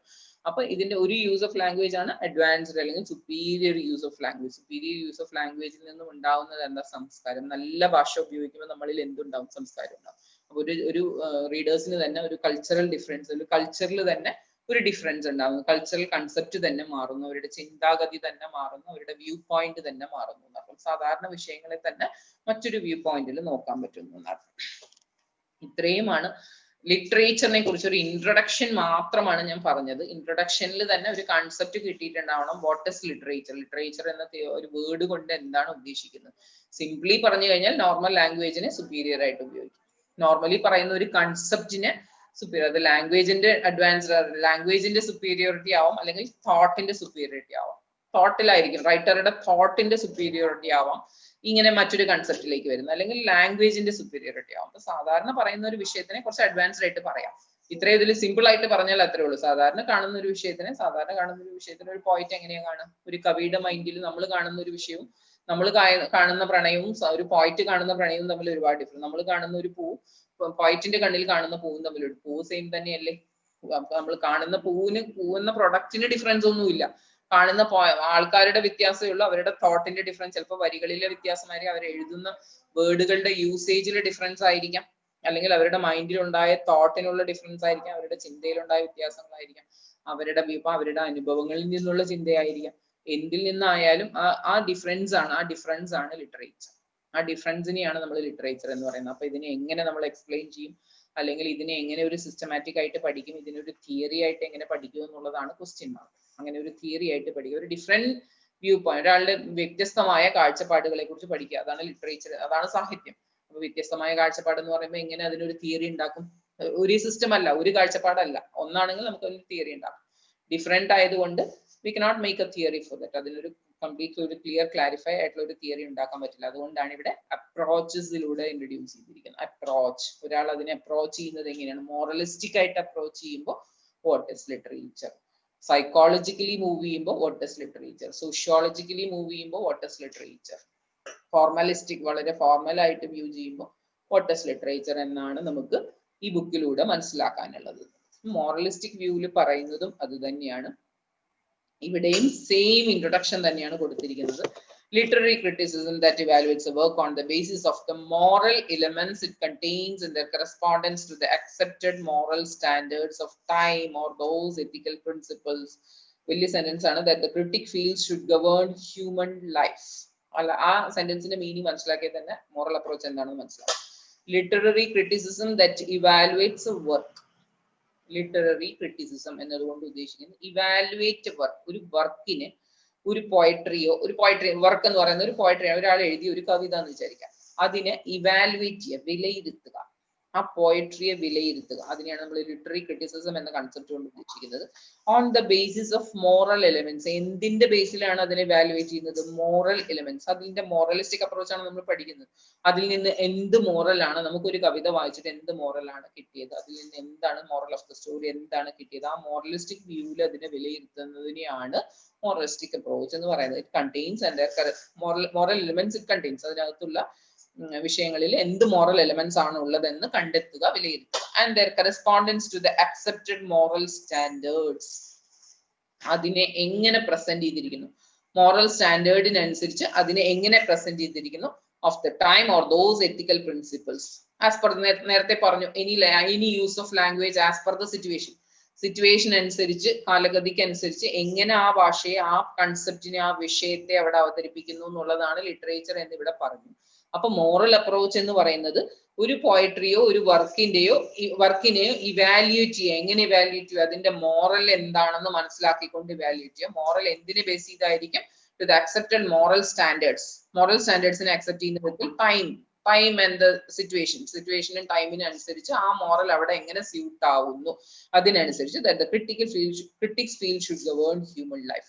ഒരു മനുഷ്യ ജീവിതത്തിലെ വ്യൂ പോയിന്റിൽ വെച്ച് നോക്കിയാൽ ഈ കഥയിൽ, ഈ വർക്കിൽ പറഞ്ഞിരിക്കുന്ന മോറൽ എങ്ങനെ സ്യൂട്ടബിൾ ആവും, ഈ ടൈമിനും ഈ കാലത്തിനും ഈ കാലഘട്ടത്തിനും ഈ കാലഘട്ടത്തിലുള്ള ആളുകൾക്കും ഇതെങ്ങനെ സ്യൂട്ട് ആവുന്നു എന്ന് കണ്ടെത്തുക, വിലയിരുത്തുക, ഇവാലുവേറ്റ് ചെയ്യുക. അതിനെയാണ് മോറൽ അപ്രോച്ച് എന്ന വേർഡ് കൊണ്ട് ഉദ്ദേശിക്കുന്നത്. Ideally, the moral critic in judging a literary work applies only those moral standards presented in the work itself, or failing that makes his or her beliefs clear to the reader. Adutha sentence. Moral critic in judging presented in the work itself.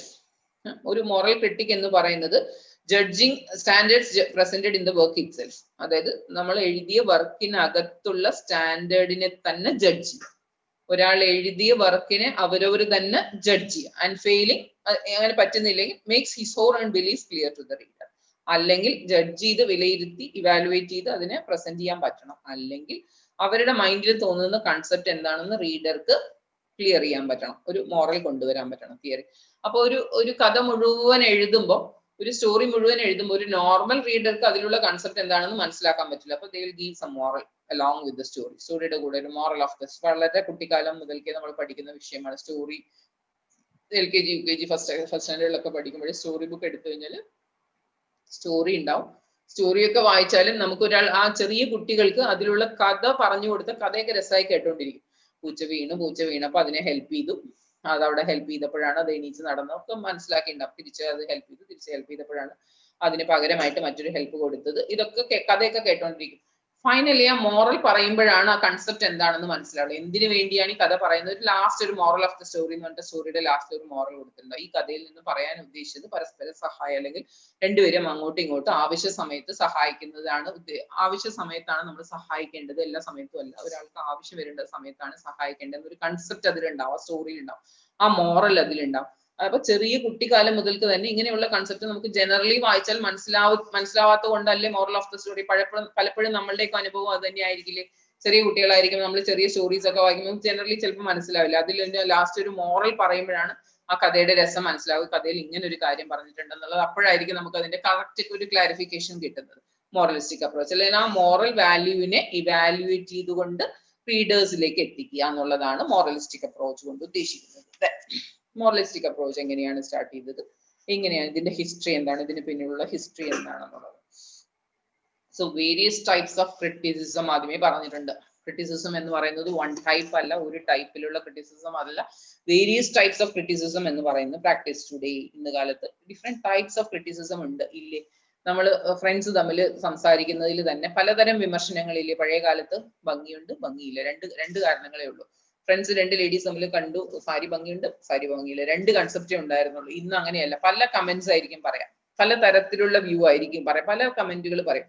ഈ colour match ആയില്ല, അത് match ആയില്ല, ഇങ്ങനെ match ആയില്ല, ഇതിന് ആ blouse contrast blouse ഇട്ടാൽ നന്നായിരിക്കും, ഇതിന് ആ കളർ ഇട്ട് കഴിഞ്ഞാൽ നന്നായിരിക്കും, ഇതിന്റെ കൺസെപ്റ്റ് ഇതിന് ഈ കമ്മൽ ഇടാൻ പാടില്ല, വേറെ കണ്ടു, ഇങ്ങനെ പല പല പല വ്യൂ പോയിന്റ്സ്. ക്രിറ്റിസിസം എന്ന് പറയുന്നത് സിമ്പിൾ മാറ്ററിൽ നമുക്ക് മനസ്സിലാൻ വേണ്ടി പറഞ്ഞതാണ്.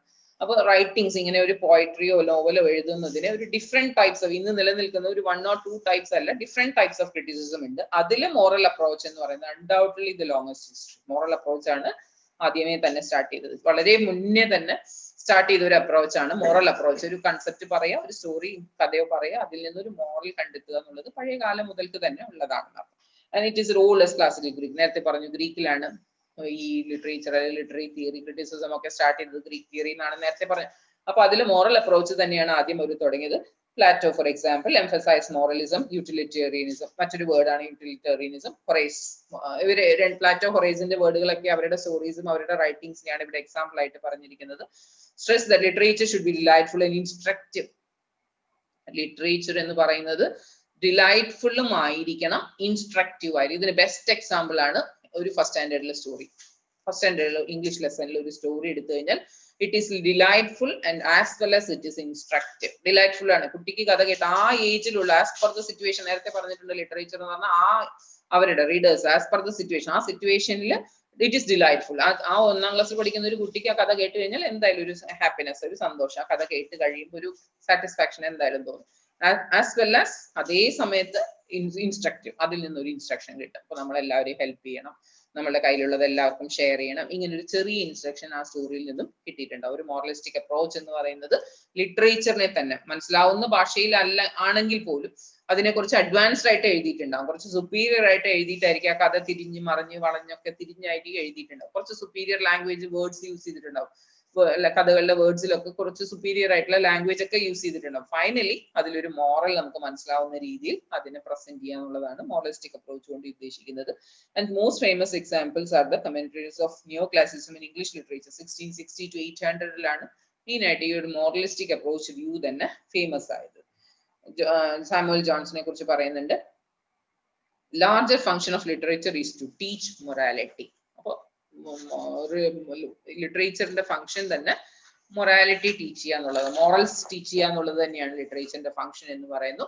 And they would interpret literature within the context. നേരത്തെ പറഞ്ഞ പോലെ വിത്തിൻ ദ കണ്ടെക്സ്റ്റ്, ടെക്സ്റ്റിനുള്ളിൽ തന്നെ, വേർഡ്സിനകത്ത് നിന്ന് കിട്ടുന്ന ഇൻഫർമേഷനും ആൻഡ് അപ്പാർട്ട് ഫ്രം ദ ടെക്സ്റ്റിന് പുറത്തു നിന്നുള്ള ഇൻഫർമേഷനും ചേർന്ന് ടെക്സ്റ്റിന് പുറത്ത് നമുക്ക് കാണാൻ പറ്റണം. എഴുതിയിരിക്കുന്ന വാചകങ്ങളുടെ മീനിങ് മാത്രമല്ല, അപ്പാർട്ട് ഒരു വ്യൂ പോയിന്റ്, ഒരു ഫാർ വ്യൂ നമുക്ക് കാണാൻ പറ്റണം. റീഡേഴ്സിന് ഒരു ഫാർ വ്യൂ കിട്ടുന്ന തരത്തിൽ. ഫാർ വ്യൂ കിട്ടുന്നത് എന്തിനാ? മനസ്സിലാക്കുന്ന ഭാഷയിൽ മര്യാദയ്ക്ക് പറഞ്ഞാൽ പോരെ, സാധാരണ എഴുതിയാൽ പോരെ. എന്തിനാണ് ഒരു ലോങ് വ്യൂ കിട്ടാൻ വേണ്ടി വളഞ്ഞ് തിരിഞ്ഞ് എഴുതുന്നത്? എന്തിനാ? തിങ്ക് ചെയ്യാൻ വേണ്ടി, ചിന്ത കൊണ്ടുവരാൻ വേണ്ടി, ചിന്തിക്കാൻ വേണ്ടിയിട്ട്, മനസ്സിലൊരു മൈൻഡിൽ അതിനെക്കുറിച്ച് തിങ്ക് ചെയ്യാം. ഫിലോസഫിക്കൽ തോട്ട് ഓഫ് പീരീഡ്, അങ്ങനെ ഒരു തോട്ട് കൊണ്ടുപോയി within A context of philosophical thought of A period of group. ഒരു ഗ്രൂപ്പിന്റെയോ ഒരാളുടെയോ ഫിലോസഫിക്കൽ തോട്ടിനെ പുറത്ത് കൊണ്ടുവരാൻ വേണ്ടി കണ്ടെക്സ്റ്റ്, വിത്തിൻ ദ കണ്ടെക്സ്റ്റിൽ നിന്ന് തന്നെ, ആ കഥയ്ക്കുള്ളിൽ തന്നെ ആ ലിറ്ററേച്ചർ ഇന്റർപ്രറ്റ് ചെയ്തിട്ടുണ്ട്, എക്സ്പ്ലെയിൻ ചെയ്തിട്ടുണ്ട്, അതിനുള്ളിൽ തന്നെ പറഞ്ഞിട്ടുണ്ടാവും. Then they copy the appearances of men, animal and objects in the physical world, and the intelligence they went to its creation need involve nothing more than conjecture. അപ്പൊ ഒരു human ലൈഫിൽ എന്തിനോടൊക്കെയാണോ meet ചെയ്യുന്നത്, നമ്മളൊരു സ്റ്റോറിയോ പോയിട്രിയോ വായിച്ചാൽ നമ്മൾ മീറ്റ് ചെയ്യുന്ന സാധനം ഒരു പൂവായിരിക്കാം, ഒരു നേച്ചർ ആയിരിക്കാം, പുഴയായിരിക്കാം, വെള്ളമായിരിക്കാം, എന്തെങ്കിലും ഒരു കൺസെപ്റ്റിൽ നമ്മൾ ഹ്യൂമൻ ലൈഫിൽ മീറ്റ് ചെയ്യുന്ന വിഷയങ്ങളൊക്കെ തന്നെ ആയിരിക്കാം. അതിനെ ഒരു ഇന്റലക്ച്വൽ വ്യൂവിൽ കാണാൻ പറ്റുക. വെള്ളം, ഒരു ഹില്ലിൽ നിന്ന്, ഒരു മലയിൽ നിന്ന് വെള്ളം ഒഴുകി വരുന്നു, അതിന്റെ സോഴ്സ് ഓഫ് വാട്ടർ എവിടെ നിന്നാണ് ഇതിന്റെ സ്റ്റാർട്ടിങ് എന്ന് ഒരാളെ ചിന്തിപ്പിക്കുക. അപ്പൊ ആ പുഴയുടെ ഒഴുകുന്നതും അതിന്റെ ശബ്ദവും അതിന്റെ ഭംഗിയും അതിന്റെ സമയവും, ഏത് സമയത്തൊക്കെയാണ് ഒഴുകുന്നത്, ഇതിനെ കുറിച്ചൊക്കെ എക്സ്പ്ലെയിൻ ചെയ്ത് വരുമ്പോൾ അതിന് നമ്മളിലേക്ക് ഒരു തോട്ട് കൊണ്ടുവരും. എവിടെ നിന്നാണ് ഇത് വരുന്നത്? ഈ മലയുടെ മുകളിൽ നിന്ന് ആരാണ് ഇവിടെ പുഴ ഒഴുക്കി വിടുന്നത്? അല്ലെങ്കിൽ അവിടെ നിന്ന് ആരാണ് ഈ വെള്ളം ഒഴുക്കി വിടുന്നത്? ഇങ്ങനെ ഒരു തോട്ട് നമ്മളിലേക്ക് വരുന്നത് പോലെ മലപ്രദേശങ്ങളിലൊക്കെ പോയിട്ട് അവിടുന്ന് മഴക്കാലത്ത് വെള്ളം ഒഴുകുന്നത് കാണുമ്പോൾ ഭംഗിയാണ്, അതിന്റെ ശബ്ദം കേൾക്കാൻ രസമാണ്, അങ്ങനെ മറിഞ്ഞു വരുന്നത് കാണാൻ രസം, അതിന്റെയൊക്കെ ഭംഗി. അപ്പൊ ഒരു പോയിന്റിന്റെ വ്യൂ പോയിന്റിൽ നോക്കിയാൽ ഇനിയും ഭംഗിയായിട്ട് അതിനെ എഴുതും.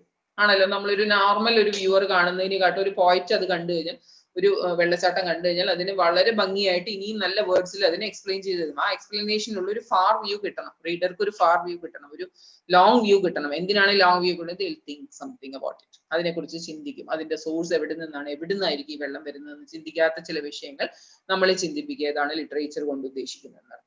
Then Renaissance and in Reformation പീരീഡിലാണ് മോസ്റ്റ്ലി റിനൈസൻസ്, റിഫോർമേഷൻ ആ പീരീഡ് ആണല്ലോ. എല്ലാ ലിറ്ററേച്ചറിലും എല്ലാത്തിലും അഡ്വാൻസ്ഡ് വന്ന കാലം, ഇംഗ്ലണ്ടിൽ ഏറ്റവും കൂടുതൽ അഡ്വാൻസ്ഡ് ആയിട്ടുള്ള വിഷയങ്ങളൊക്കെ വന്ന കാലഘട്ടം എന്ന് പറയുന്നത് റിനൈസൻസ് റിഫോർമേഷൻ കാലഘട്ടം. അത് ഇംഗ്ലീഷ് ഹിസ്റ്ററി പഠിക്കുമ്പോൾ നമ്മൾ പഠിച്ചിട്ടുണ്ടാവും. റിനൈസൻസ് എന്നുള്ള ഒരു ടോട്ടലി ചേഞ്ച് വന്ന ഒരു പീരീഡ് ആണ്. ഇംഗ്ലണ്ട് ഹിസ്റ്ററിയിൽ തന്നെ ഒരു ടോട്ടലി ചേഞ്ച് വന്ന ഒരു പീരീഡ് ആണ്.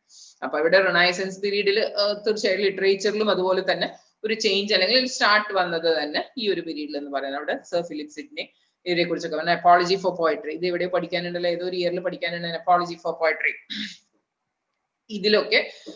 ഇതിൽ പറയുന്ന പോയിന്റ് എന്താണെന്ന് നോക്കൂ. Poet is a layer.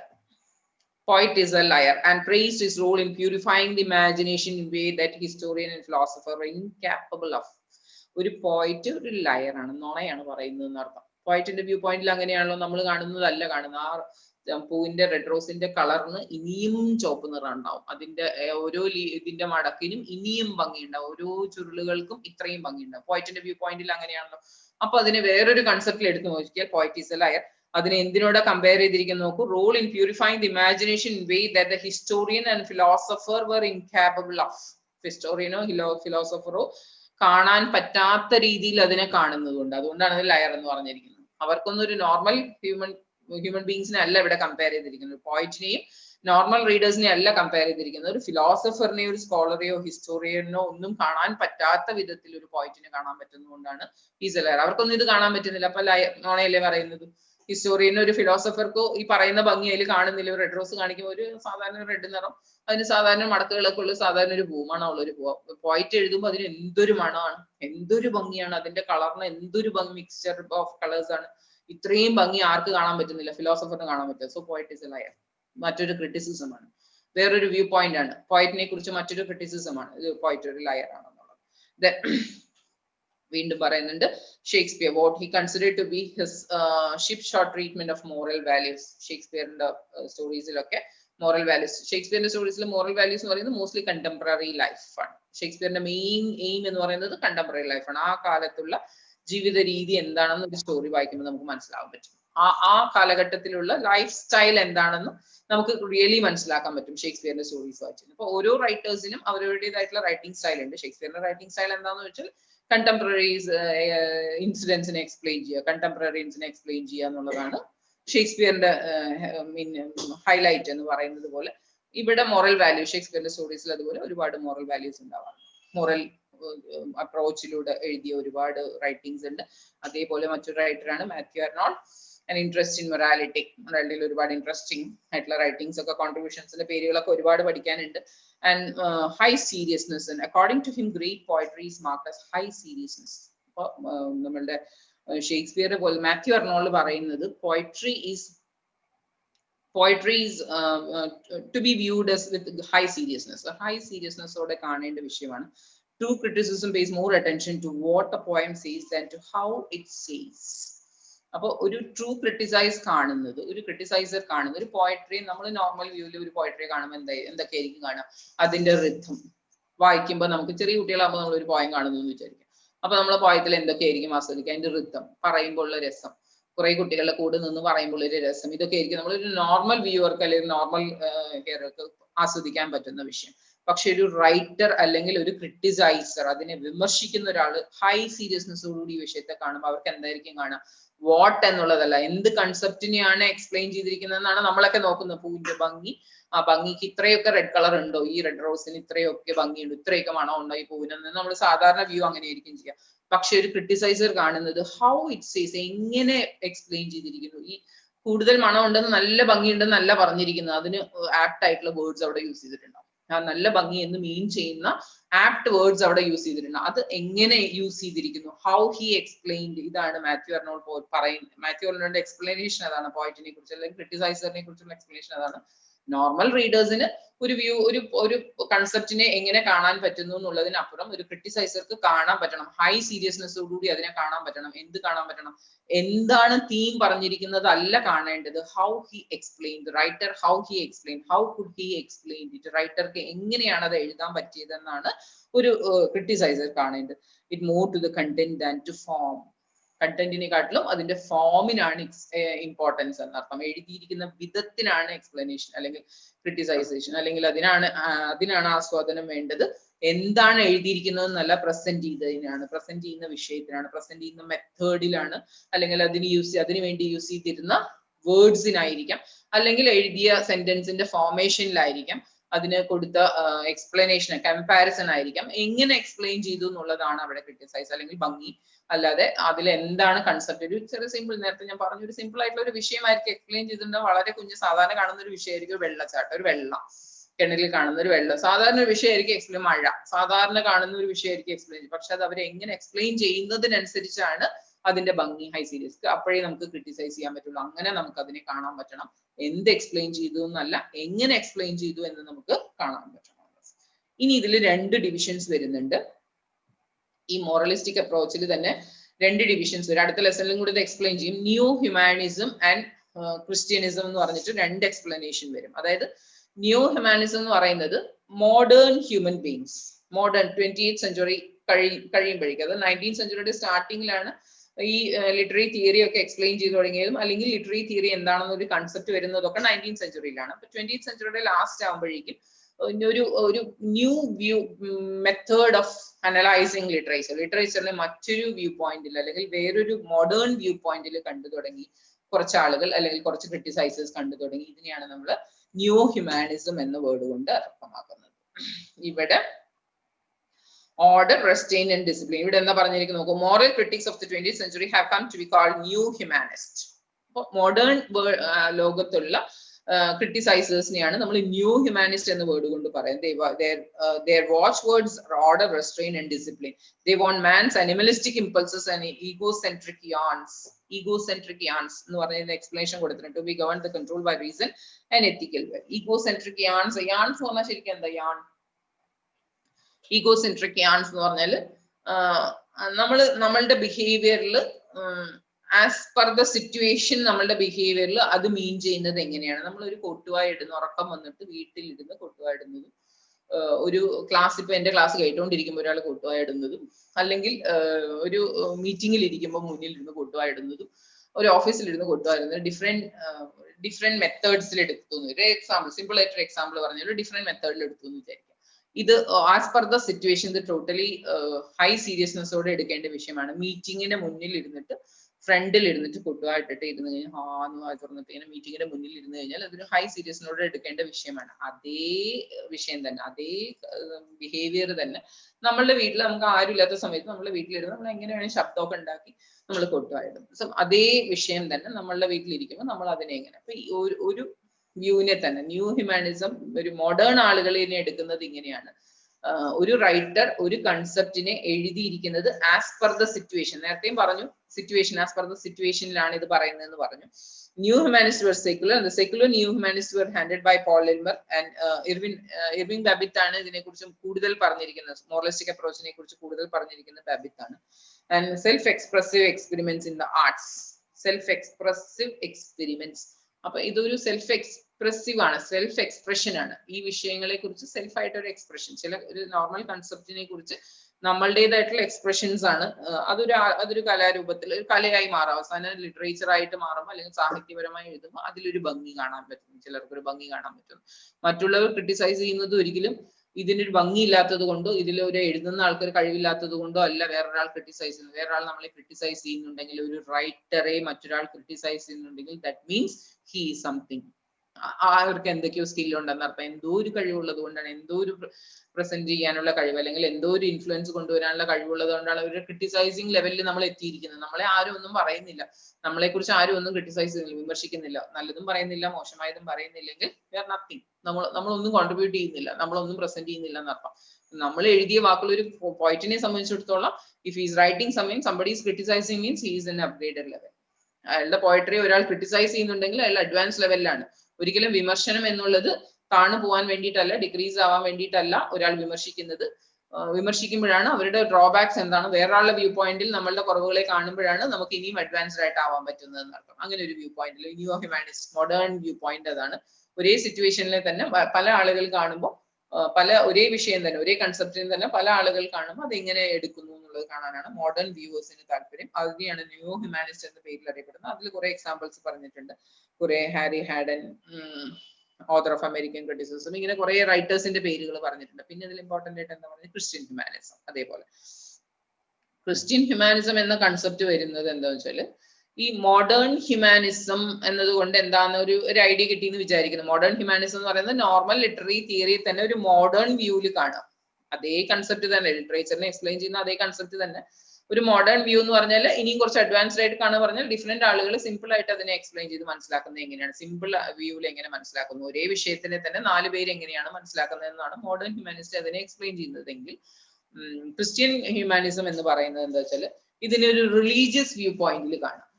Literature അല്ലെങ്കിൽ ലിറ്ററേറ്റീവ് റൈറ്റിംഗ്സിന് റിലീജിയസ് വ്യൂ പോയിന്റിൽ കാണേണ്ടത് ഒരു ഇന്നവിറ്റബിൾ ആയി മാറി, അല്ലെങ്കിൽ അങ്ങനെ ഒരു വ്യൂ പോയിന്റിൽ എടുക്കേണ്ടത് ഇന്നവിറ്റബിൾ ആയി മാറുമ്പോൾ അതിന് ഇംഗ്ലണ്ടിൽ ഒബ്വിയസ്ലി അവിടെ ക്രിസ്ത്യാനിസം മാത്രമേ ഉള്ളൂ, ക്രിസ്ത്യാനിറ്റി മാത്രമേ ഉള്ളൂ. സോ അവിടെയുള്ള ആളുകൾ majority of the people Christianity believe ചെയ്യുന്നവരാണ്, ചർച്ചിൽ ബിലീവ് ചെയ്യുന്നത്. സോ അതിൽ അങ്ങനെ ഒരു വ്യൂ പോയിന്റിൽ കാണുക, ക്രിസ്ത്യാനിറ്റിയിലൂടെ കാണുക, അവരുടെ വ്യൂ പോയിന്റിലൂടെ കാണുക, അല്ലെങ്കിൽ റിലീജിയസ് ക്രിസ്ത്യാനിറ്റി എന്നല്ല റിലീജിയസ് വ്യൂ പോയിന്റിലൂടെ കാണുന്നതിനെയാണ് നമ്മൾ ക്രിസ്ത്യൻ ഹ്യൂമാനിസം എന്ന പേരിൽ പറയുന്നത്. അതിൽ T.S. Eliot ആണ് മെയിൻ ആയിട്ട് അതിനെക്കുറിച്ച് പറഞ്ഞിരിക്കുന്നത്. ഇർവിൻ ബാബിത്തും ഉണ്ട്. Religion and literature, thoughts of humanism and religion and literature, ഇങ്ങനെ മൂന്നിനെയും തമ്മിൽ കണക്ട് ചെയ്തിരിക്കുക. ഹ്യൂമാനിസം മനുഷ്യത്വവും റിലീജിയനും, ഇതിൽ മതത്തിന്റെ ആവശ്യം എന്താണെന്നുള്ളതും, ആൻഡ് റിലീജിയൻ ആൻഡ് ലിറ്ററേച്ചർ, മതത്തില് സാഹിത്യത്തിന്റെ ആവശ്യം എന്താണെന്നുള്ളത്, and stress the need for religious approach to life and literature. ലൈഫിനെ ഒരു റിലീജിയസ് അപ്രോച്ചിലൂടെ കാണേണ്ടതിന്റെ ആവശ്യം, അല്ലെങ്കിൽ നമുക്കൊരു സർക്കിൾ ഉണ്ടാവില്ല, നമുക്കൊരു റിലീജിയനിൽ ബേസ്ഡ് അല്ലെങ്കിൽ നമുക്കൊരു സർക്കിൾ ഉണ്ടാവില്ല. റിലീജിയൻ ബേസ്ഡ് എന്ന് ഒരിക്കലും ഡിവൈഡ് ചെയ്യാൻ വേണ്ടിയിട്ടോ ആളുകളെ തമ്മിൽ വഴക്കിടാൻ വേണ്ടിയിട്ടോ അല്ല റിലീജിയൻ എന്നുള്ളൊരു കൺസെപ്റ്റ് കൊണ്ടുവന്നത്.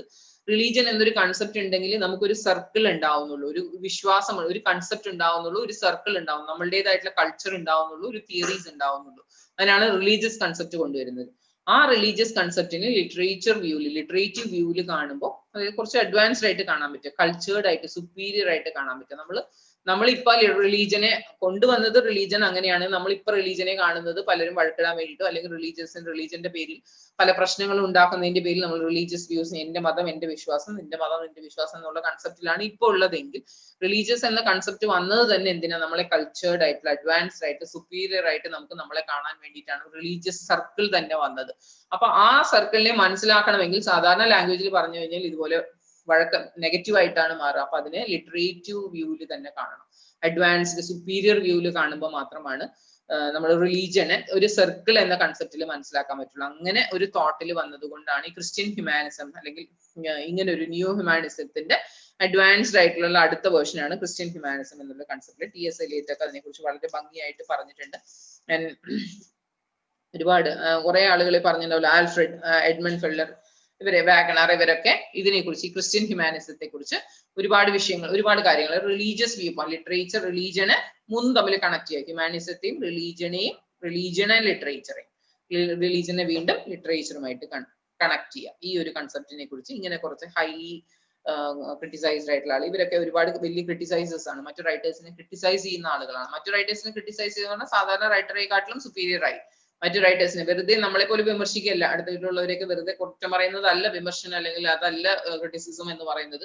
അഡ്വാൻസ്ഡ് ആയിട്ടുള്ള റൈറ്റിംഗ്സിനെയാണ് നമ്മൾ വേറൊരു വ്യൂ പോയിന്റിൽ കാണാൻ പറയുന്നത്, നമ്മൾ വേറൊരു വ്യൂ പോയിന്റിൽ കാണുന്നത്. അപ്പൊ അഡ്വാൻസ്ഡ് ആയിട്ടുള്ള റൈറ്ററെ ക്രിട്ടിസൈസ് ചെയ്യണമെങ്കിൽ അതിൽ അഡ്വാൻസ്ഡ് ആയിരിക്കണം എന്നർത്ഥം. അപ്പൊ ഇതിന്റെ കൺക്ലൂഷൻ എന്ന് പറയുന്നത് ലോങ്സ്റ്റ് മൊറസ്റ്റിക് വ്യൂ എന്ന് പറയുന്നത് ഈ തൊട്ടടുത്ത കാലത്ത് വന്നതൊന്നുമല്ല, ലോങ് ഹിസ്റ്ററി തന്നെ അതിനുണ്ട്.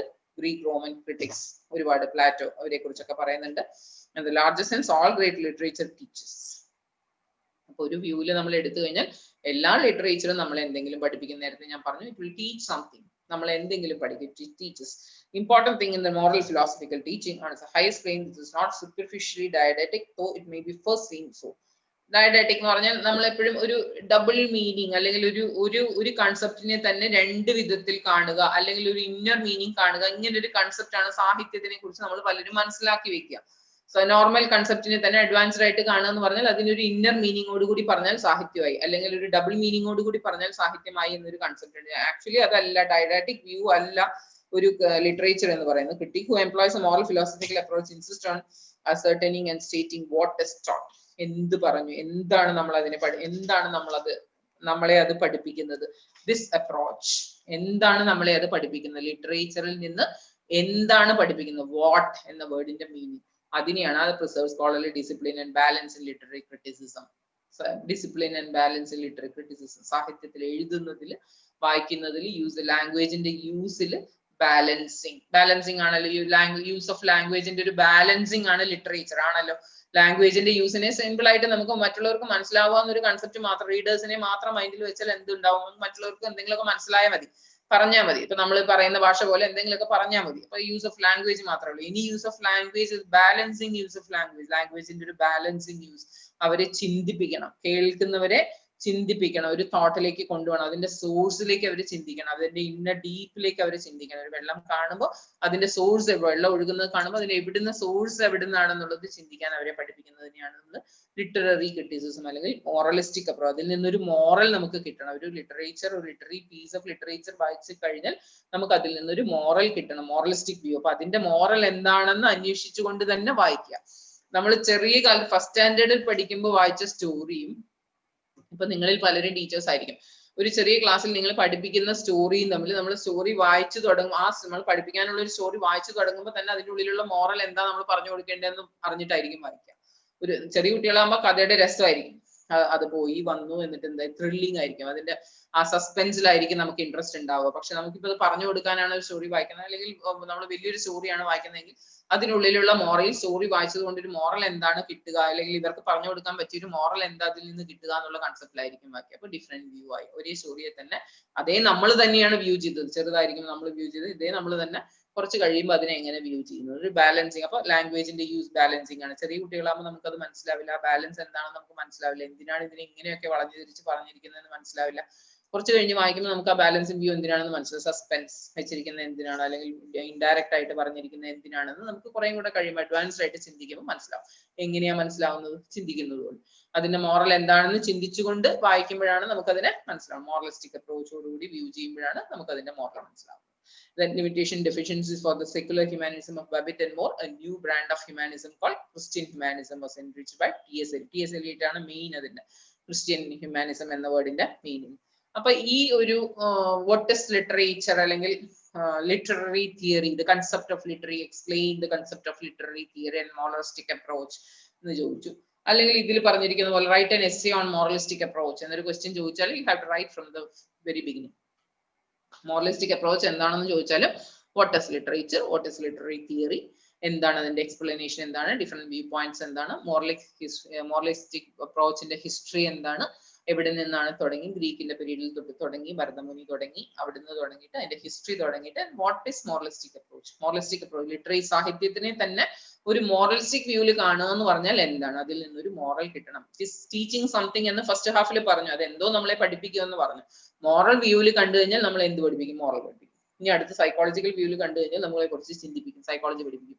അതുപോലെ ഒരു മോറലിസ്റ്റിക് വ്യൂവിൽ കാണുമ്പോൾ ആ തിയറിയുടെ മോറൽ നമുക്ക് മനസ്സിലാവും, അതിൽ നിന്നുള്ള ഒരു കൺസെപ്റ്റ് നമുക്ക് മനസ്സിലാവും, ആ ടീച്ച് ചെയ്യുന്നത് നമുക്ക് കിട്ടുന്നത് മോറലാണ്. അപ്പൊ അതിനെ ഇവാലുവേറ്റ് ചെയ്യാൻ പറ്റണം, വായിച്ചതിനെ നമുക്ക് ഇവാലുവേറ്റ് ചെയ്യാൻ പറ്റണം, അതിനെ വിലയിരുത്താൻ പറ്റണം, അതിന്റെ കൺസെപ്റ്റ് എന്താണെന്ന് മനസ്സിലാക്കാൻ പറ്റണം. ഏതൊരു വിഷയം ചെയ്യുമ്പോഴും അതിനെ ഇവാലുവേറ്റ് ചെയ്യാൻ പറ്റണം. നമ്മൾ എന്തിന് ഇത് വായിച്ചു, എന്തുകൊണ്ടാണ് ഇത് വായിച്ചത്, വായിച്ചതിൽ നമുക്ക് എന്താണ് കിട്ടിയത്, what did you get from, ഇതിൽ നിന്ന് എന്ത് കിട്ടി, നമുക്ക് എന്താ നേടിയത്, ഇത് മനസ്സിലാക്കാൻ നമുക്ക് പറ്റുമെങ്കിൽ you are criticiser, you can become a criticiser. അപ്പൊ ഈ ബുക്ക് പഠിച്ചു കഴിയുമ്പോഴേക്കും നമ്മൾ ക്രിട്ടിസൈസർ ആവണം എന്ന് വെച്ചാൽ എന്ത് കണ്ടാലും അതിനൊരു മറ്റൊരു വിദ്യയോടെ കാണാൻ പറ്റണം, വേറൊരു വ്യൂ പോയിന്റിൽ നമുക്ക് കാണാം. ഈ ബുക്ക് മുഴുവൻ പഠിച്ചു കഴിയുമ്പോഴേക്കും നമുക്ക് കാണുന്ന ഒക്കെ ഒരു വ്യൂ പോയിന്റിൽ കാണാൻ പറ്റും, ഒന്ന് ചിന്തിക്കാൻ പറ്റും.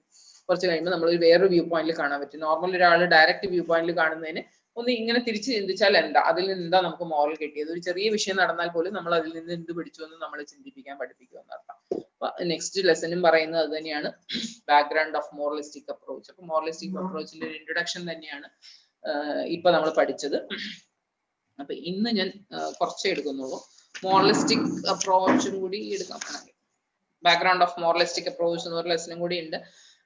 ജസ്റ്റ് നിങ്ങളുടെ ഫസ്റ്റ് ക്ലാസ് എന്തായിരുന്നു, നമ്മളുടെ എയ്സിന്റെ ആപ്പിൽ ലോഞ്ച് ആയിരുന്നു. അപ്പൊ അതില് നമ്മൾ സൂം ചെയ്തിട്ട് അതിലൂടെ കയറുമ്പോൾ എത്ര പേര് കയറി, എത്ര പേർക്ക് അത് യൂസ്ഫുൾ ആയിരുന്നു, ഇനി അത് എത്ര പേർക്ക് കയറാൻ പറ്റിയില്ല, ആർക്കൊക്കെ എന്തൊക്കെ പ്രോബ്ലം ഉണ്ടായിരുന്നു എന്നുള്ളതൊന്നും അറിയില്ല. Anyway 21 members are there in the class. 21 മെമ്പേഴ്സിന് കിട്ടിയിട്ടുണ്ട്. 2 ബാച്ച്, മെയ് ബാച്ചും ഡിസംബർ ബാച്ച്, 2 ബാച്ചും ഇതിൽ ഇൻക്ലൂഡിംഗ് ആണ്. അപ്പൊ 2 ബാച്ചിലും കൂടി നമുക്ക് ഇനിയും സ്റ്റുഡൻസ് ഉണ്ട്, 74 നിയർലി സ്റ്റുഡൻസ് ഉണ്ട്. അതിൽ കുറെ പേര് ഓൺലൈൻ ആയതുകൊണ്ട് കയറാത്തതായിരിക്കാം, ക്ലാസ് വേണ്ടാന്ന് പറയുന്നവർ കുറെ പേരുണ്ട്, അവർ തനിയെ പഠിക്കുന്നവർ കുറെ. എനിവേ നിങ്ങൾ എല്ലാവരും ഡിസംബറിൽ എക്സാം എഴുതാൻ പോകുന്നവർ എന്തായാലും എക്സാമിന് വേണ്ടി പ്രിപ്പയർഡ് ആയിരിക്കും, ഫുൾ ആയിട്ട് ബുക്സ് ഒക്കെ പഠിച്ച് എക്സാം എഴുതാനൊക്കെ റെഡി ആയിരിക്കും. അപ്പൊ ക്ലാസ്സും കൂടെ കേൾക്കുമ്പോൾ ജസ്റ്റ് ഒരു അതിനുകൂടെ ഒരു ഔട്ട്ലൈനും കൂടെ കിട്ടിയ പോലെ. അപ്പൊ യൂഷ്വലി കുറെ പേര് വിളിച്ചപ്പോഴും പറഞ്ഞത് നമ്മളുടെ ഈ ബുക്കായിരുന്നു ടഫ്, അല്ലെങ്കിൽ ഇതാണ് പെട്ടെന്നൊന്നും ഗ്രാസ്പ് ചെയ്യാൻ പറ്റാത്ത ഒരു ബുക്ക്. ബാക്കി ഷേക്സ്പിയറും അങ്ങനത്തെ സ്റ്റോറീസ് അല്ലേ, അതൊക്കെ നമുക്ക് ആർക്കും എങ്ങനെ ഡിസ്കസ് ചെയ്യാം, സ്റ്റോറീസ് ഒക്കെ വെറുതെ ഒന്ന് എക്സ്പ്ലെയിൻ ചെയ്യാനേ ഉള്ളൂ, കഥകളൊന്ന് കേട്ട് കഴിഞ്ഞാൽ ഓൺ വേർഡ്സ് എഴുതാനേ ഉള്ളൂ.